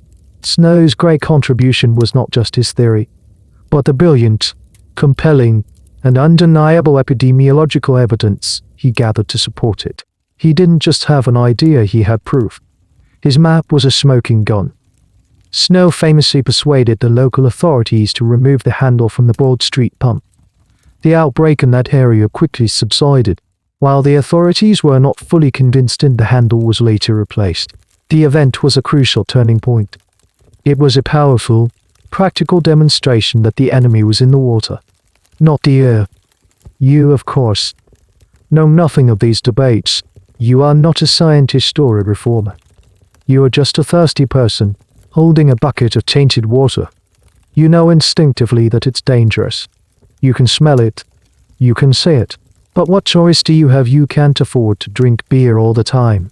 You must use this water to live, even if it might kill you. You carry the heavy bucket back to your room. Every drop seems menacing. This liquid, the most essential substance for life, has been turned into a vehicle for death by the city's own filth. The irony is as bitter as the water itself. You have come to the city to work, to survive, and you find yourself in a place that is slowly poisoning you with the very element you need most. You boil it when you can, hoping that will help. But every unboiled sip is a roll of the dice. A gamble with a disease you can't see, but whose devastating effects are all around you. You've grown accustomed to food that is diluted, extended, and substituted. You expect your bread to be gritty and your tea to be dusty. But there's another, more sinister category of adulteration you might encounter. One that isn't just about cheating you on weight or quantity, but about actively painting over the truth with a veneer of poison. This is the art of artificial coloring. In a world where freshness is a luxury, the color of food is a powerful signal.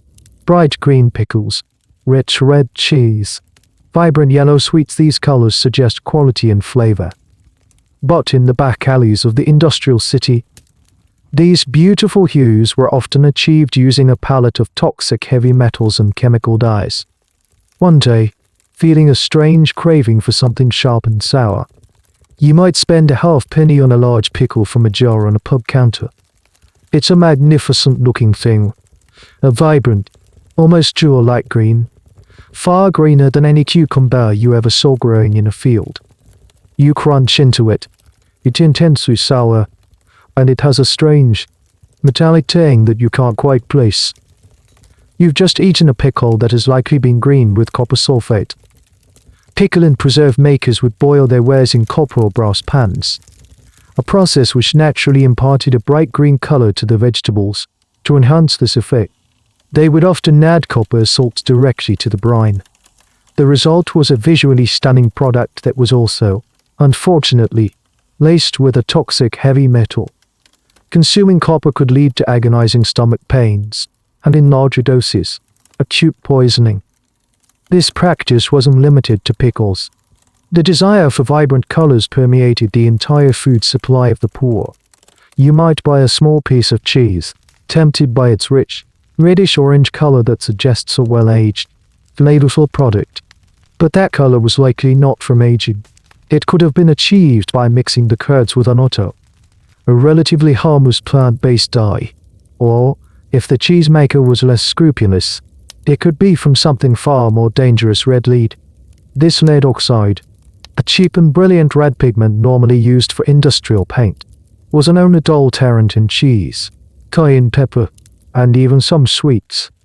And speaking of sweets, this is where the art of toxic coloring reached its zenith. The brightly colored candies sold for a farthing to children were some of the most poisonous items available. The vibrant yellows, they were often made with lead chromate. The brilliant greens that could be arsenite of copper, also known as Scheele's green, a pigment containing arsenic. The bright red cinnabar, which is mercury sulfide. A child sucking on a pretty striped sweet could be ingesting a cocktail of lead, arsenic, and mercury. This brings us to a grimly fascinating tidbit of 19th century life: the decorated confectioner. These were not just bakers, but artists who created elaborate sugar sculptures and brightly colored sweets for parties and celebrations. They relied heavily on this palette of chemical colors, many of them unaware of just how dangerous they were. There's a famous, perhaps apocryphal, story from the period about a public dinner where the guests were served a dessert with a bright green jelly. Within hours, several of the diners were violently ill. The jelly, it turned out, had been colored with an arsenic-laced pigment. The historical debate around this issue is a chilling one. How much of this was intentional poisoning? And how much was born of sheer ignorance? Some historians argue that these practices were a clear sign of a society that placed profit above human life, even the lives of children. The sellers knew these substances were harmful but used them anyway because they were cheap and effective. Other historians argue for a more nuanced view, emphasizing the widespread scientific ignorance of the time. The understanding of toxicology was in its infancy. Many of these pigments were new and exciting products of the chemical industry. A confectioner might use a new green pigment simply because it was brilliant and fashionable, with little to no understanding of its chemical composition or its effect on the human body. Was the man who sold you that green pickle a monster? Or was he a tradesman using the common tools of his trade? As ignorant of the danger as you were, the line between malice and ignorance was often dangerously blurred. You finish your pickle, the metallic taste lingering on your tongue. You look around at the world of food available to you. It's a world of illusion. The bread is made white with alum. The milk is made white with chalk. The tea is made black with lead. But no, the pickles and sweets are made vibrant with a rainbow of poisons. You realize that you cannot trust your own eyes. The very things that make a food look appealing, its color, its texture, its weight, are the very things that are most likely to be a lie. It's a profound and disorienting realization. In this city, the most beautiful foods are often the most dangerous. There is one place that casts a darker shadow over your existence than even the factory or the slum lodging. It's a place you fear above all else. A destination that represents the absolute end of the line, the final admission of defeat. This place is the workhouse. The workhouse, or union poorhouse, is the state's answer to poverty. It's a place where the destitute, the elderly, the sick, and the orphaned can go when they have absolutely no other recourse. But it is not a place of gentle charity. It is a prison disguised as a refuge, designed with a specific and cruel philosophy in mind, the principle of less eligibility. This principle, enshrined in the Poor Law of 1834, dictated that the conditions inside the workhouse had to be intentionally worse than the conditions of the poorest, lowest paid independent laborer outside of it. The goal was to make poverty so terrifying, and the state's help so punitive, that people like you would do anything to avoid it. The workhouse was a threat, a deterrent, and one of the most powerful tools of this deterrence was its food. You haven't been inside one, but you've heard the stories from those who have. The food in the workhouse is not just bad, it is scientifically, philosophically bad. The diet is meticulously planned and prescribed by a central board of guardians, and it is a masterpiece of calculated misery. The menu is relentlessly monotonous. Breakfast is almost always gruel thin, watery kind, and a chunk of dry bread.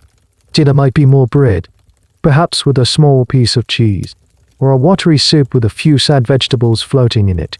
Supper is bad and gruel again. Meat is a rare, almost mythical event. Perhaps a few ounces of boiled, gristly beef or bacon once or twice a week. This diet was not an accident. It was the result of extensive debate and scientific study by the Poor Law Commissioners. They calculated the absolute minimum amount of calories and nutrients needed to keep a person alive and capable of performing hard labor. And then they provided just that, and nothing more. There was no room for flavor, for variety, for comfort, or for pleasure. Food was stripped of all its social and cultural meaning and reduced to its barest biological function. A particularly cruel aspect of the workhouse diet was its use as a tool for punishment and control. If an inmate broke a rule spoke during the mandatory silent meal times, for example, or was deemed to be lazy in their work, their already meager rations could be cut. They might be put on a diet of only bread and water for a day or two. It was a system that used the most basic human need, the need for food, as a constant weapon against its wards. This brings us to a grimly fascinating, and often overlooked, aspect of workhouse life, the workhouse test. The very act of entering the workhouse and accepting its charity was meant to be a test of one's desperation. But there were also literal food tests.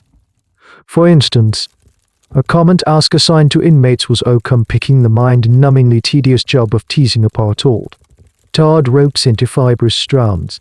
Another was crushing animal bones for fertilizer, a foul-smelling and physically demanding job. The meager, joyless food was seen as the just reward for this unpleasant labor. The historical debate surrounding the workhouse diet is intense. Were the Poor Law guardians genuinely trying to create a rational, efficient, and fair system for dealing with the immense problem of poverty? This is the argument of the system's defenders. They claimed they were preventing idleness, saving taxpayer money, and encouraging self-reliance. They saw themselves as pragmatic, if tough-minded, social engineers. Or as a vast majority of social historians now argue, was the system a cruel and colossal failure? A social crime that punished people for the crime of being poor? This view holds that the workhouse was a machine for dehumanization.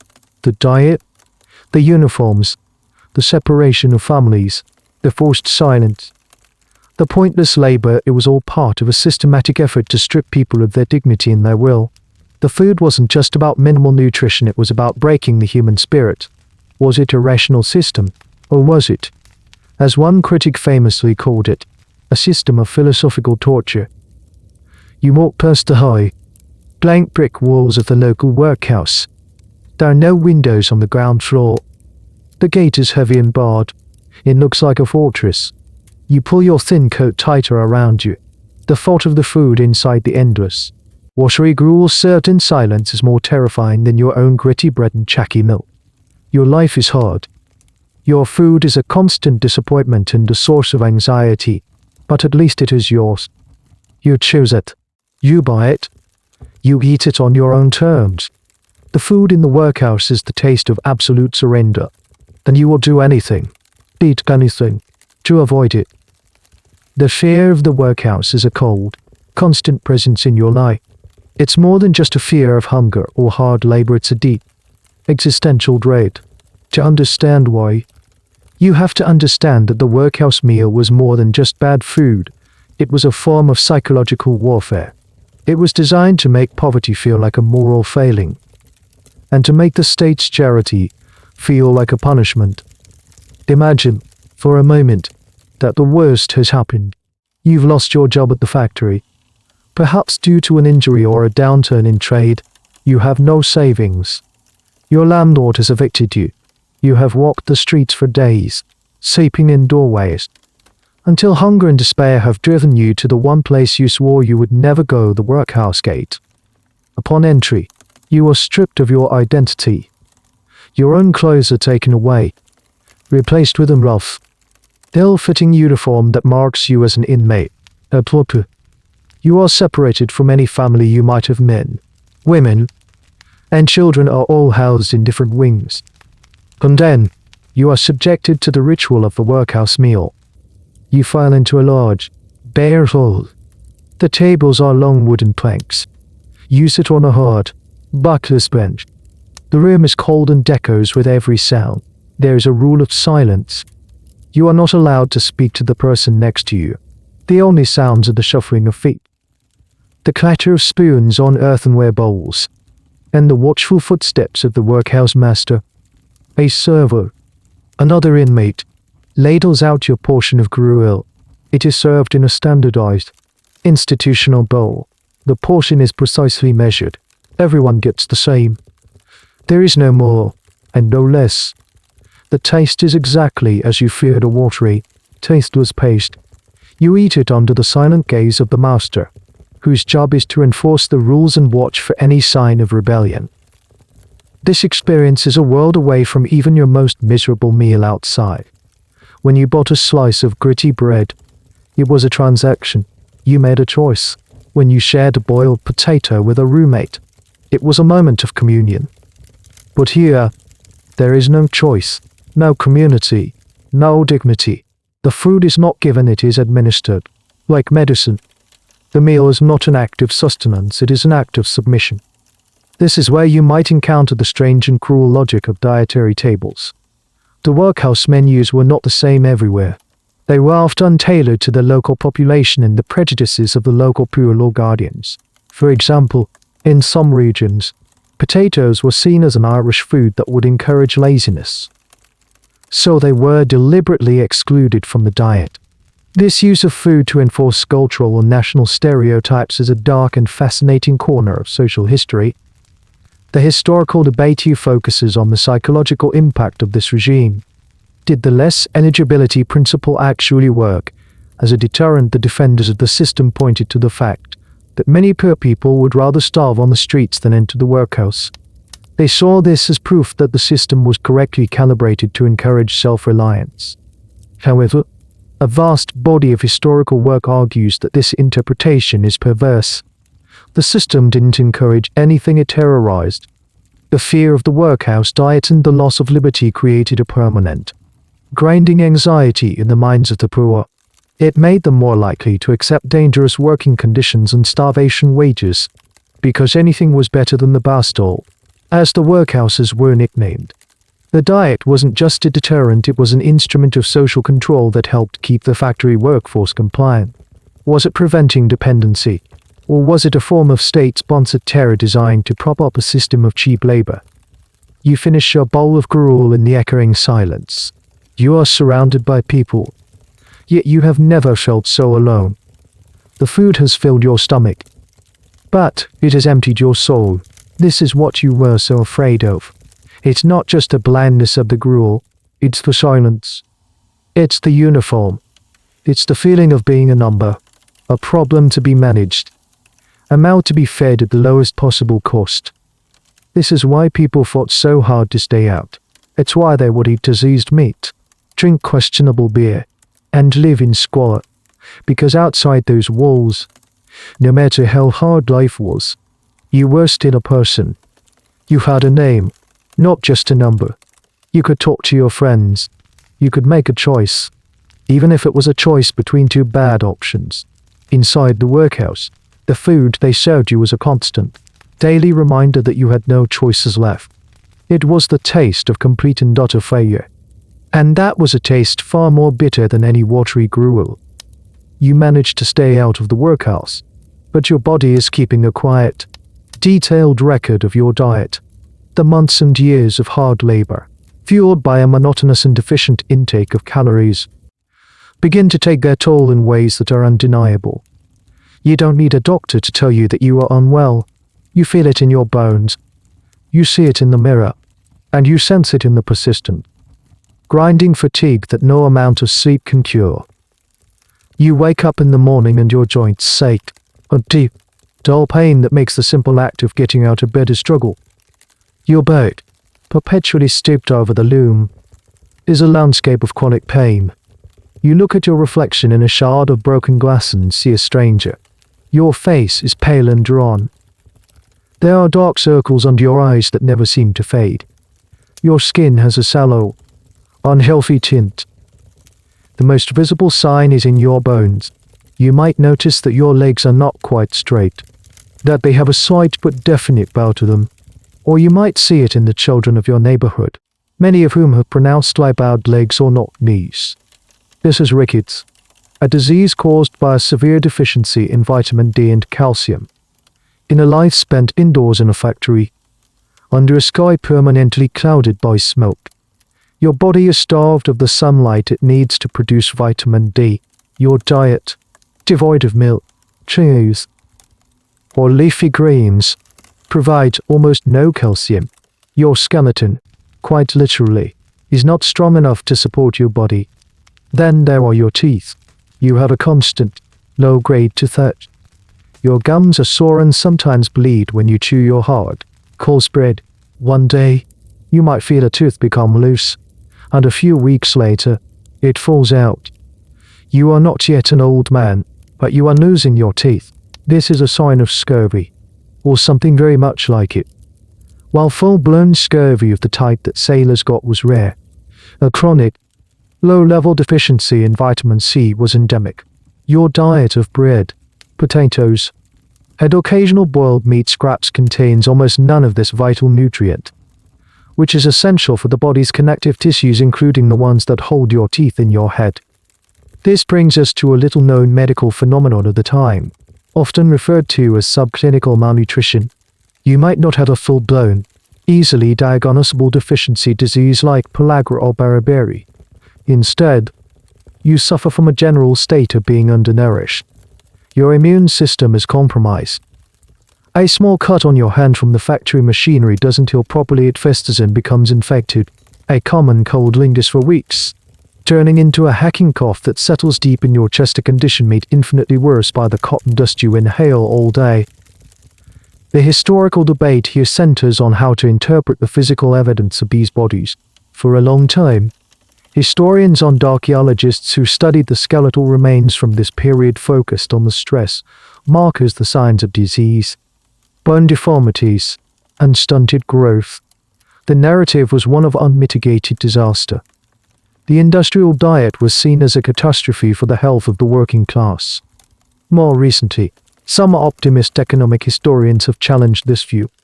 They point to data that suggests, on average, people were living slightly longer and were, in some cases, even growing taller than in previous centuries.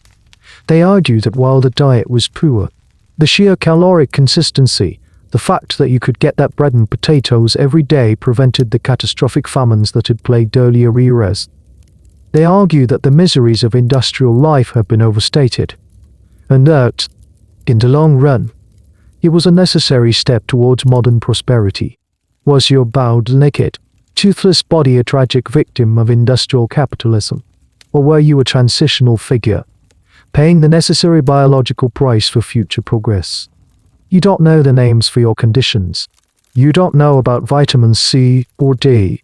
You just know that your body is failing you. You feel old before your time. You see the same decay in everyone around you. The city is a machine, and it seems to be grinding you down, using your body as fuel and then preparing to discard the ash. The food you eat is just enough to keep you working, but it's not enough to keep you well. It's a slow-motion starvation, a gradual erosion of your physical self. The alarm bells are ringing, not in a factory, but deep inside your own cells. Your body is telling you, in the clearest possible language, that it cannot sustain this life for much longer. The quiet suffering of individuals like you does not go unnoticed forever. Your personal misery, multiplied by millions, begins to create a low, persistent rumble of discontent that eventually breaks through into the public consciousness. The alarm bells that were ringing in your body are now starting to echo in the pages of newspapers, in the halls of Parliament, and in the drawing rooms of the burgeoning middle class. You begin to see the signs of this awakening. You might see a journalist, a well-dressed man with a notebook, walking through your slum, his face a mixture of pity and revulsion. He is there to write a sensational expose for a London newspaper, a social investigation into the lives of the poor. His article will be read with morbid fascination by the wealthy, who are both terrified and intrigued by the other half of their society. These articles are filled with shocking descriptions of your life. They describe the squalor of your housing, the dangers of your work, and, with particular relish, the foulness of your food. The stories of bread mixed with chalk and milk with brains become potent symbols of the moral decay at the heart of the modern city. For the first time, your private struggle is becoming a public scandal. You might also hear talk of new committees being formed in Parliament. These are select committees. Groups of members of Parliament assigned to investigate a particular problem. They will hold hearings, summoning doctors, policemen, and even a few brave tradesmen to testify about the state of the food supply. The published reports of these committees, known as blue books for their distinctive covers, will become bestsellers, filled with page after page of stomach-churning evidence about adulteration. One of the key figures to emerge in this period is the reformer. These are often doctors, clergymen, or scientists, driven by a mixture of genuine social conscience, religious conviction, and a desire for scientific inquiry. They become the champions of the poor, the public face of the fight against food fraud. A fascinating and somewhat quirky example of this is the rise of the public analyst. These were chemists who would offer their services to the public, advertising in newspapers that they could test samples of food for adulterants for a small fee.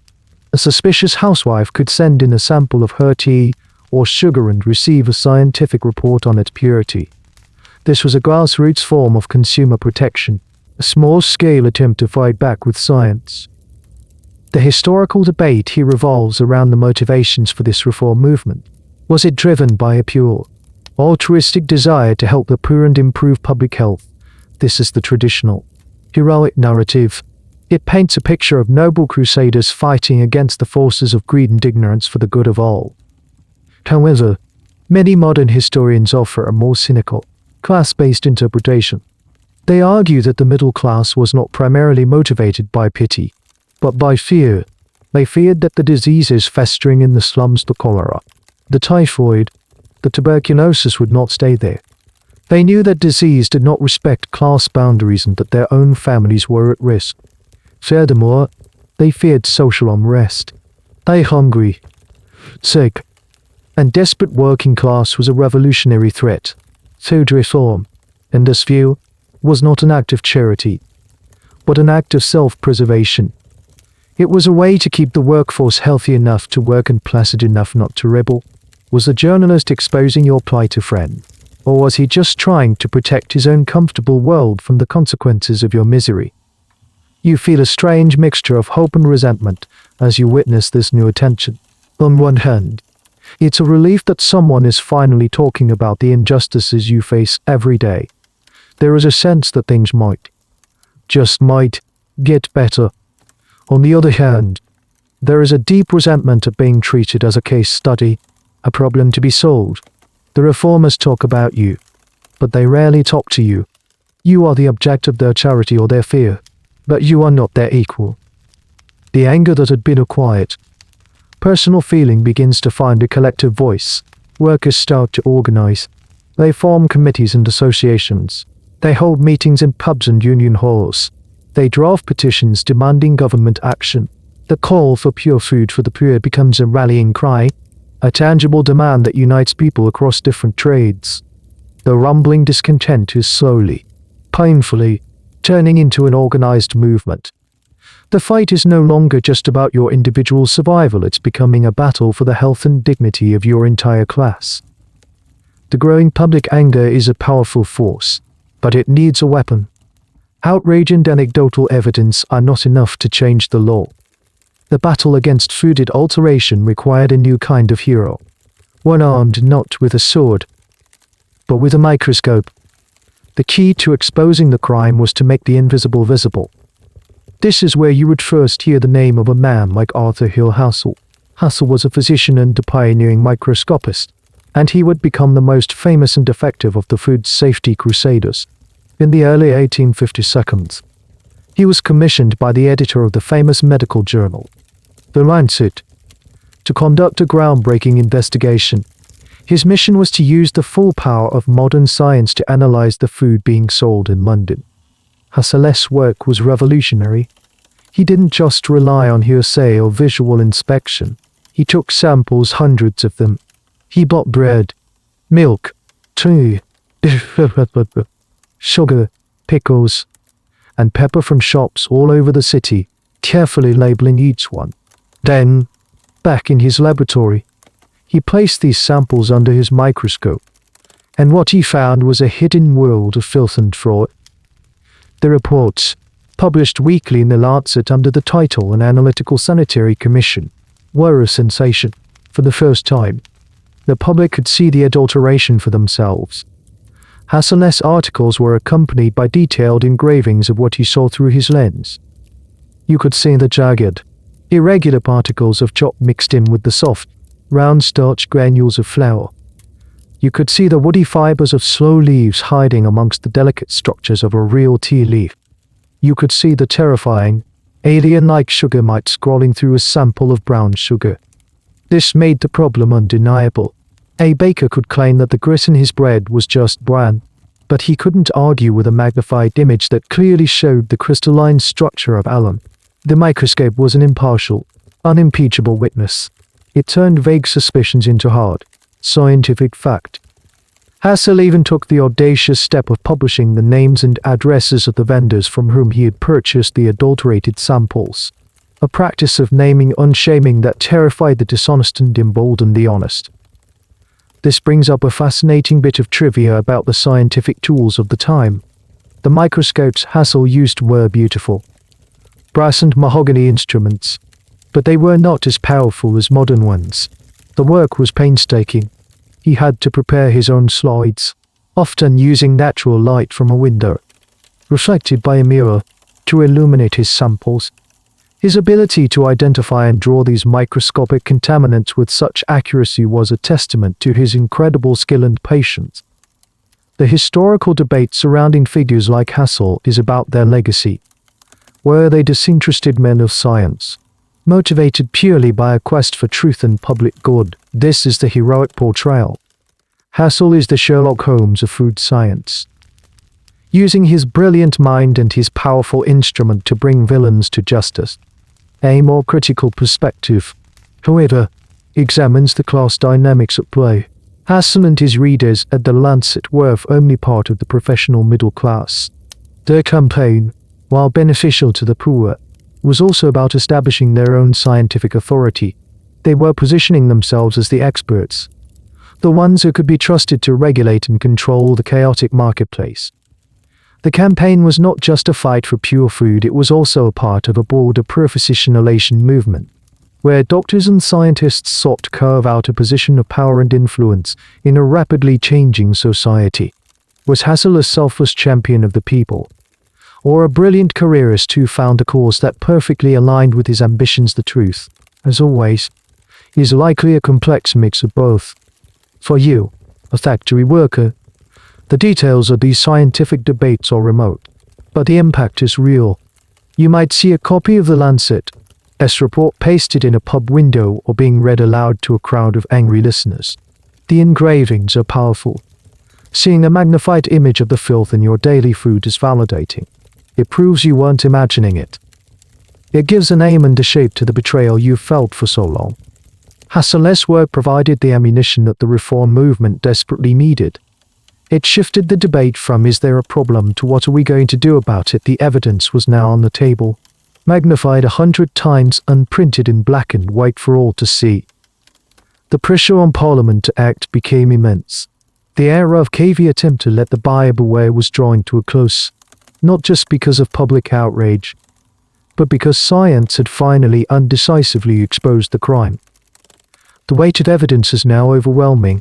The public outcry, fueled by sensational journalism and cemented by the cold, hard proof from the microscope, has created a political storm that Parliament can no longer ignore. The debate is no longer about whether to act, but how. This is the moment you've been waiting for, the culmination of all the suffering and anger. You are about to witness the birth of the first laws designed to protect your food. The process is slow and fraught with conflict. You hear talk of bills being introduced, debated, and defeated. The resistance is fierce. On one side are the reformers, armed with hassles reports and moral outrage. On the other is a powerful coalition of manufacturers, merchants, and free market ideologues. They argue that any government regulation is a slippery slope, an unacceptable interference in the sacred principles of free trade. They claim it will drive up prices, hurt small businesses, and ultimately harm the very people it's intended to help. Finally, in 1860, a breakthrough. The first General Adulteration of Food and Drink Act is passed. It's a landmark piece of legislation, the first of its kind in the world to tackle the problem on a national scale. For the first time, it is officially illegal to sell food that is injurious to health. But, as you soon discover, a law on paper is very different from a law in practice. The 1860 Act is a fraud, toothless creature. Its biggest weakness is that it's not compulsory.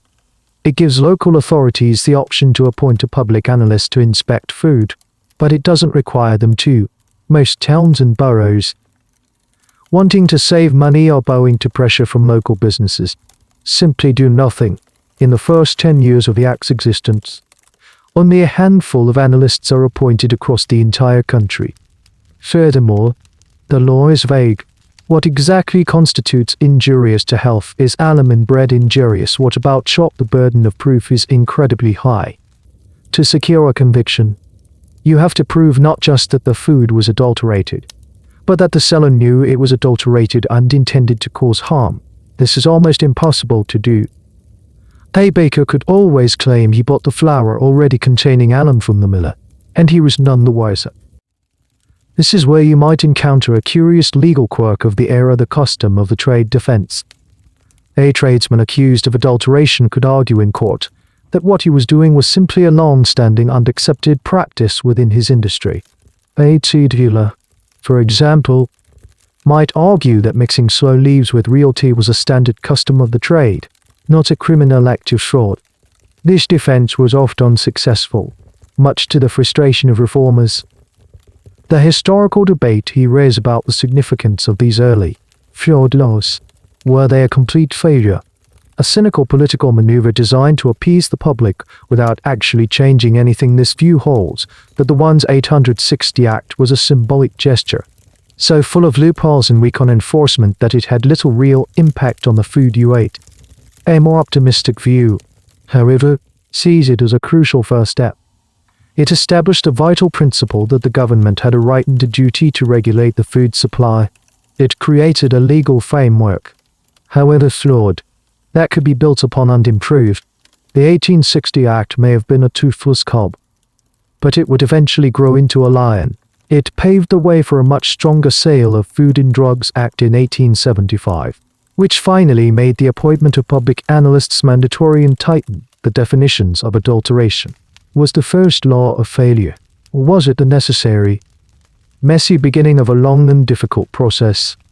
For you, the immediate change is minimal. Your bread is probably still gritty, your tea still dusty. The law feels distant and ineffective, but there is a subtle shift in the air. The fear of being caught, however remote, is now a factor for the baker and the grocer. The most egregious and dangerous forms of adulteration, the use of lead, arsenic, and mercury, begin a slow decline, as the risk, however small, starts to outweigh the reward. You are living in the dawn of a new era of consumer protection. The change is not sudden or dramatic. It's a slow, grinding process, a tug-of-war between public health and private profit that continues to this day. You won't live to see the fully regulated and inspected food system of the future, but as you buy a loaf of bread, you might notice the baker seems a little more careful, a little more nervous.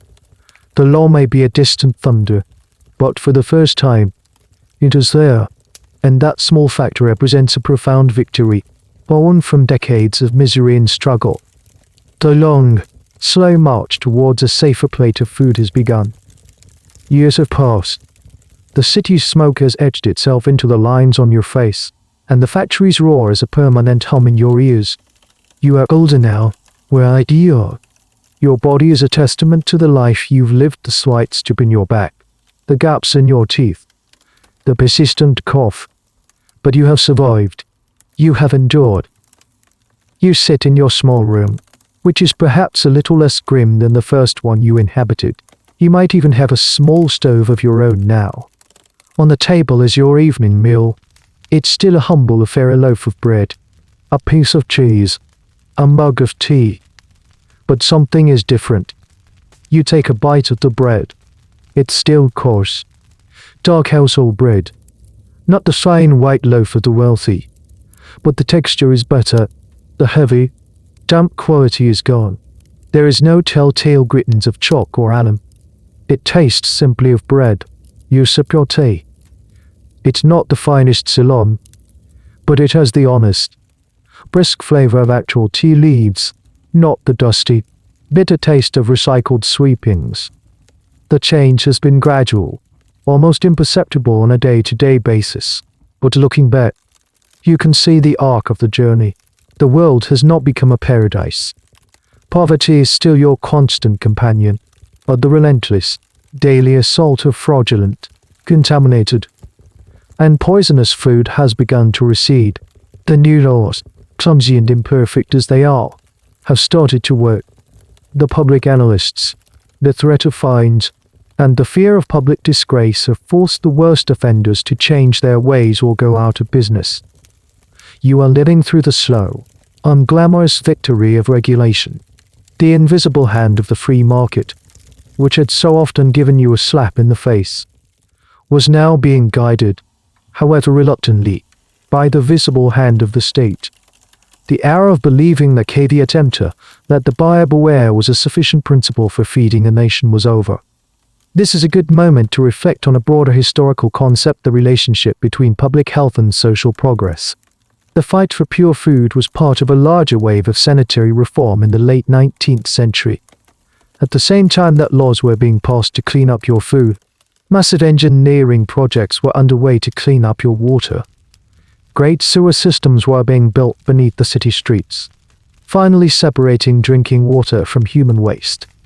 Parks were being created to provide lungs for the city, giving people a place to breathe air that wasn't thick with coal smoke. The historical debate here is about the ultimate legacy of this era. Do we remember the 19th century for its dark, satanic mills, its exploitation, its poverty, and its filth? This is the classic Dickensian view, and it is a view you would certainly understand. It emphasizes the human cost of industrialization, the misery and injustice that were baked into the foundations of the modern world.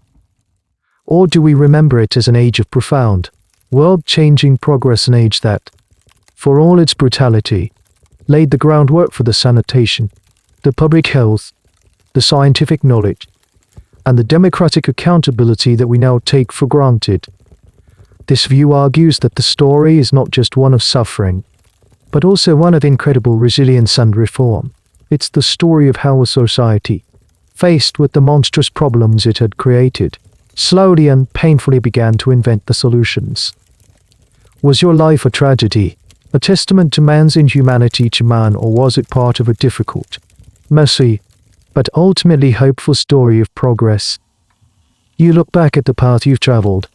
You remember the taste of the first gritty loaf of bread in the city, the watery, flavorless gruel, the chucky milk, the fear of the workhouse diet.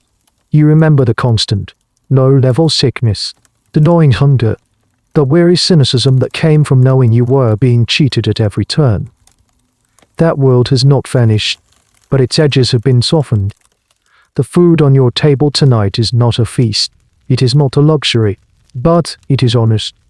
It is, for the most part, what it claims to be, and in your world, that small, simple fact feels like a miracle. You have walked from a world of total food anarchy to the very beginning of a world of food safety. You have been a witness, and a victim, of a silent, brutal war fought over the contents of your plate. And tonight, as you eat your simple, honest meal, you are experiencing a moment of hard-won peace. The city's endless noise begins to fade into a distant, gentle hum, like the sound of a river you no longer have to fight against. The sharp edges of your memories are softening now, blurring into the warm, quiet space between wake of souls and sleep. The weight of the long day, of all the long days, is finally lifting from your shoulders, your back, your tired limbs. You can feel a sense of release, a slow, deep exhale that seems to carry away the last of the factory-esque dust and the city-esque grime. The faces and flavors of the past are receding, becoming like old photographs, losing their power to cause pain or anxiety. The gritty bread, the watery gruel, they are just words now, echoes from a story that has already been told. Your small room feels safe and still, a calm harbor in the vast, sleeping city. The faint light from the street lamp outside casts a soft, hazy glow, and the shadows in the corner of the room are no longer menacing, but deep and restful. You are drifting now, on a slow, easy current. You are no longer on the hard cobblestones of a 19th century street, but on a soft, indistinct path leading to a place of profound quiet. The journey is over, the struggle is done. There is only the gentle rhythm of your own breathing, a steady, peaceful cadence in the silence. Let the hum of the world dissolve. Let the darkness be a soft blanket. You have earned this rest. There is nothing more to do, nothing more to fear. There is only the slow, sweet descent into the quiet landscape of your own deepest sleep. The end of the article. Good night.